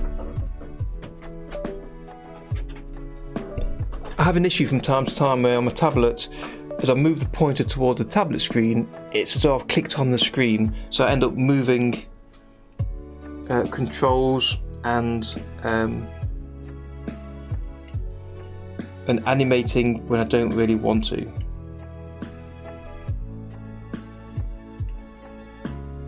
There we are. So it's added an animation key, so it has done that again. So if I delete the key, that'll appear in the right place. Okay, let's try and adjust some of these controls in. So that's for rotation as well. That's fine. That's the position.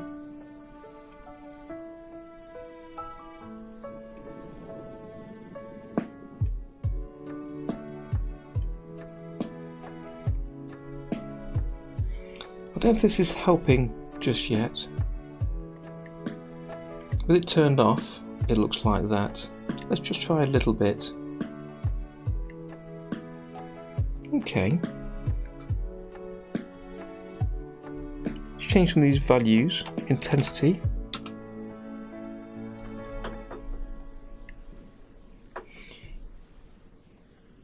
try bringing it over to the left some more. Let's try and light up the left hand side of the cactus rather than the top.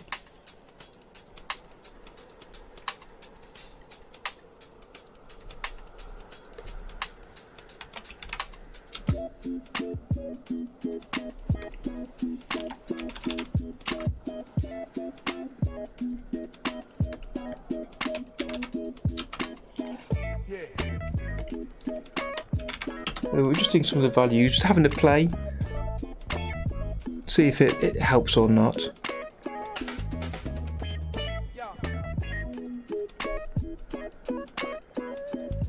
No problems, Kozo. Thank you for joining me today. Great to have you here. We're almost finished with this anyway, and I'll be sharing a copy of this on the Discord server for the final version today. We'll be back next week to do some editing for the video to be released on YouTube, so you'll get to see that next week. Thanks for joining me. Have a great rest of your week.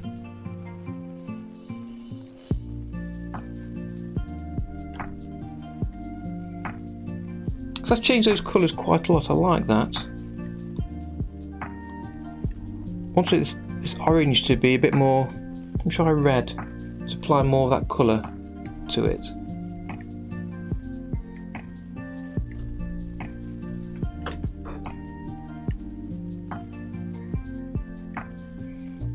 So again, let's turn it off and on so we can see without and with. So with always feels more lively. You've got the three-dimensionality as it paints over the top.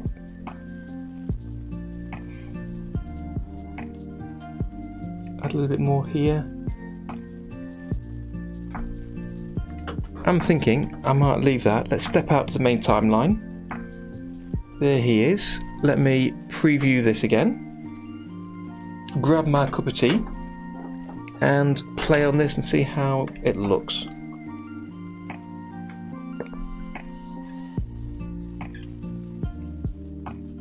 I mean, I've hand drawn the shadows for the cactus. I could have used the shadow effect, I guess, for that. Would have given me a more accurate shadow, but that's okay as it is. That looks all right.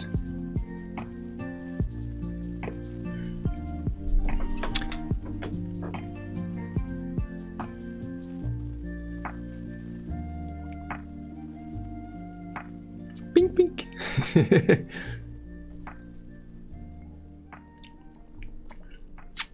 I think I'm liking how that looks. So unless anybody's got any final suggestions for that, I might leave that just there.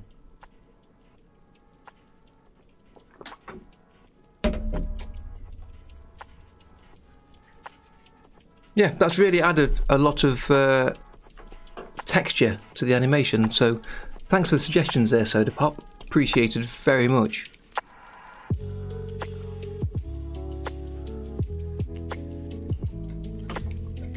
I mean, I could play with this forever. I could add more detail to the background. I could add more effects in there. We talked about, let me have a look in the chat here.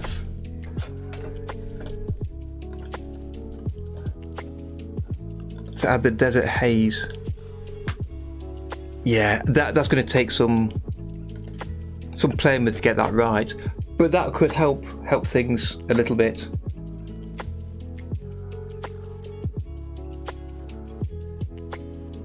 To add a bit more movement to the background, but I don't want to again go over the top for that too much.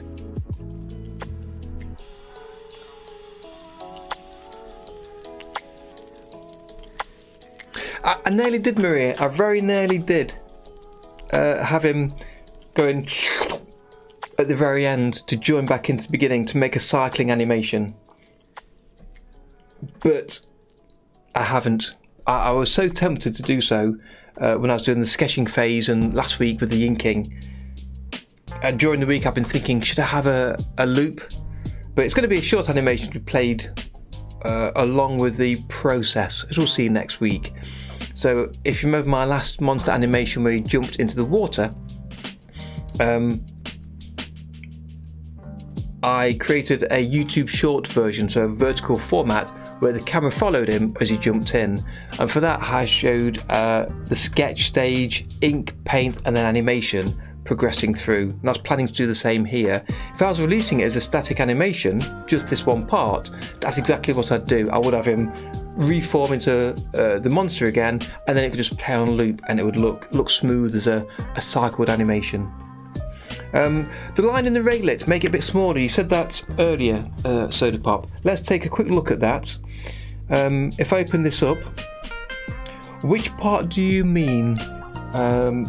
I'll hit save before going any further. So again, if we change our mind, we can simply go to the file menu and then revert scene, and it will load back the version before I made this change. So I'm happy to have a quick play just before I finish today.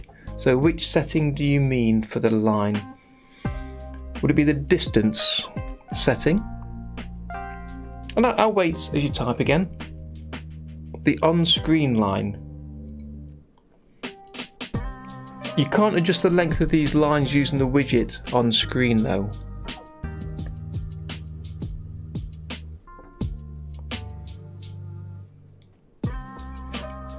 As far as I know.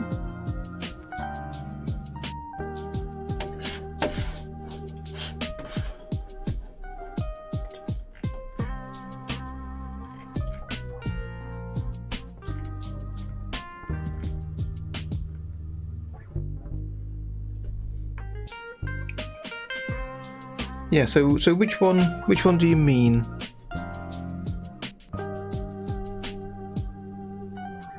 I'm guessing you're trying this out on your own computer, so you can tell me. The lines across his face. Yeah. Do you mean these blue lines here? Because I don't think you can adjust them.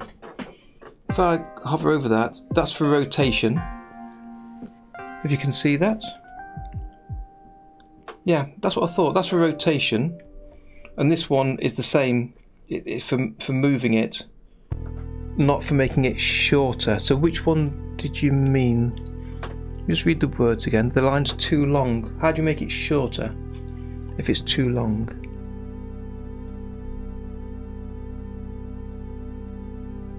Well, I should just mean move it away from his body. Because I can. That one rotates. I can move it. Oh, that rotates that way.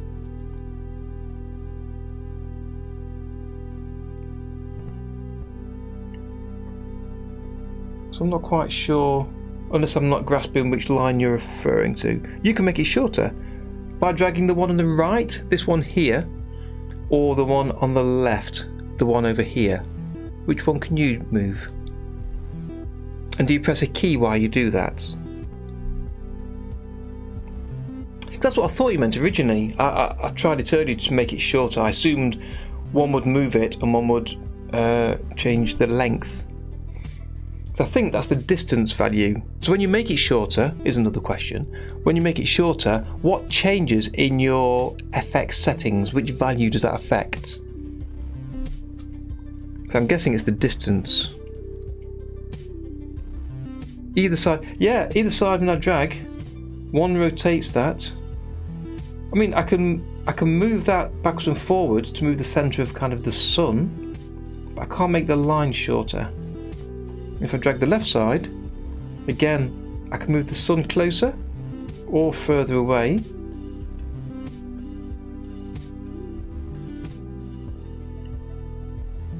Let me check the distance from 300 down to 200. What does that do? Didn't seem to do anything. Calls the depth of the sunshine. Yeah, that's what I thought it would have done.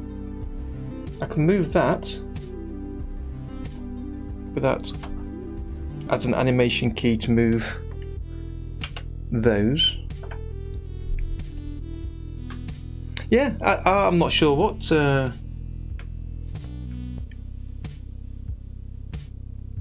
that's changing. So that changes the X and Y position for the circle of basically where the light is coming from. So I can move it closer or further away. So yeah, I'll leave it there. I'll leave it there for now. I'm happy with that. So I'm going to render that out. In fact, let's do it right now. Because I tend to end the stream and forget to render out the actual animation until after the stream. So not everybody gets to see this. Not everybody has rendered many animations. I know there's plenty of new viewers always join us. So you go to the render menu, output settings. You choose the frame numbers to start and end. So let's check. Yeah, 172 would be correct. Let me turn off the preview there. We've got a wiggle. Let's add a few more of these. I know there's 3 frames of that, so let me add another one there and there. Bring that to the end to frame 173. Hit save. No, 178. So we'll change that to 178. The render goes to the outputs folder. So again, I'm going to open an Explorer view, and this is open on my other screen. So I'll bring that over to you in a second. The outputs, I've got last week's output in there. I'll leave that for now so you can see what happens. Bring that over here. So I've got last week's output of just the monster jumping. The name, Jump and Crash. Yeah, let's change that slightly. Jump and explode. I want it as a GIF or MP4 is the options I've got. Do I want it as a GIF? GIFs play on a loop, I guess, is better than MP4. You have to play it once, so I'll leave it as a GIF. Let's look at the camera settings. The shrink value is how large or small to make it. I'm going to share this on the Discord server, so shrink of 2 will probably be fine. I'll hit save and render, which will save the project first, so if the render goes wrong in any way, I've got a saved version of the project. And I'll open up my Explorer view. You'll see that GIF file be, in fact, I've renamed it, so you see the new GIF file appear at the side. Yes, I often do soda pop on the simpler effects. Quite a lot to change on that. I'm not changing the values over time, but yeah, good tip for that. So there we go. We've got last week's simple version and then this week's. So let's look at those side by side. Let's run that up. So I'll double click that. That's loaded on my second screen again, as these things tend to do. So let me resize my window to bring over. So this is what I had last week. Just the monster, and then today, there he is in the background with all the effects added. I like it. Right, I'm going to share that on Discord straight after the stream ends here. So I'm going to end it there, and thank you all for joining me today. Really appreciate having your company. We've got through a lot of work today. I'm really pleased how that's turned out. That's turned out very, very nice. Let me open a little preview window here and have that playing at the end.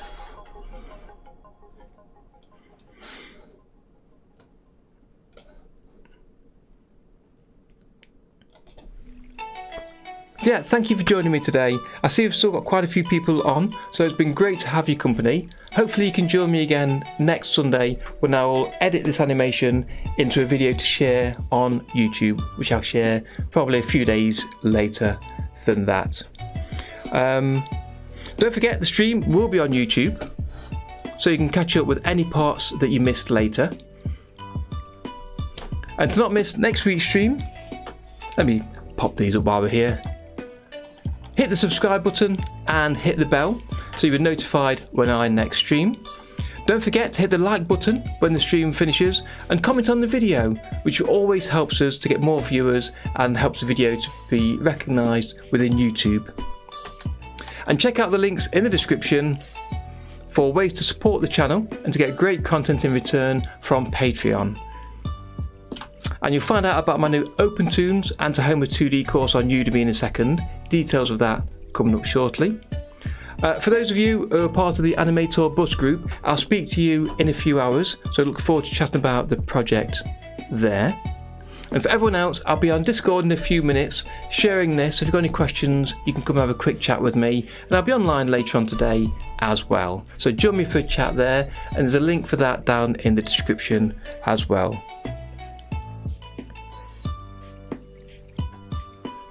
Diode Media, hello, no problem at all. That's kind of what I'm referring to. We're having a meeting later on this evening in about 4 hours or so, 3-4 hours, to chat about the progress of that. Is this something you was interested in joining, or are you just interested in following the progress? Because for the people that wanted to join, what we've done is we've created a new role on the Discord server and created a number of channels specifically for people in that role, so it doesn't flood everybody else with details of what we're working on until we're ready to release. So if you wanted to join us, jump into the Discord server and add a message in there, and we can let you know about that. Right, no problem at all. Yes, we'll do so. So as I say, the day-to-day chatting about it is in private channels, so it doesn't bother everybody with the information. But we will be sharing progress on the main channels to let people know how we're getting on with the project, when it's due for release, probably sharing a few screenshots maybe of the background paintings or the character designs. So you'll get to see that over on the Discord server. And maybe I'll create a new channel just for sharing that kind of information in. So we haven't started yet. We're meeting in a few hours to have a chat about getting started with the first project, and then we'll discuss things and share things as they progress. So thanks for joining me today, and I'll see you next Sunday for another stream for more news, animation and chat. And that's a Darren Tea.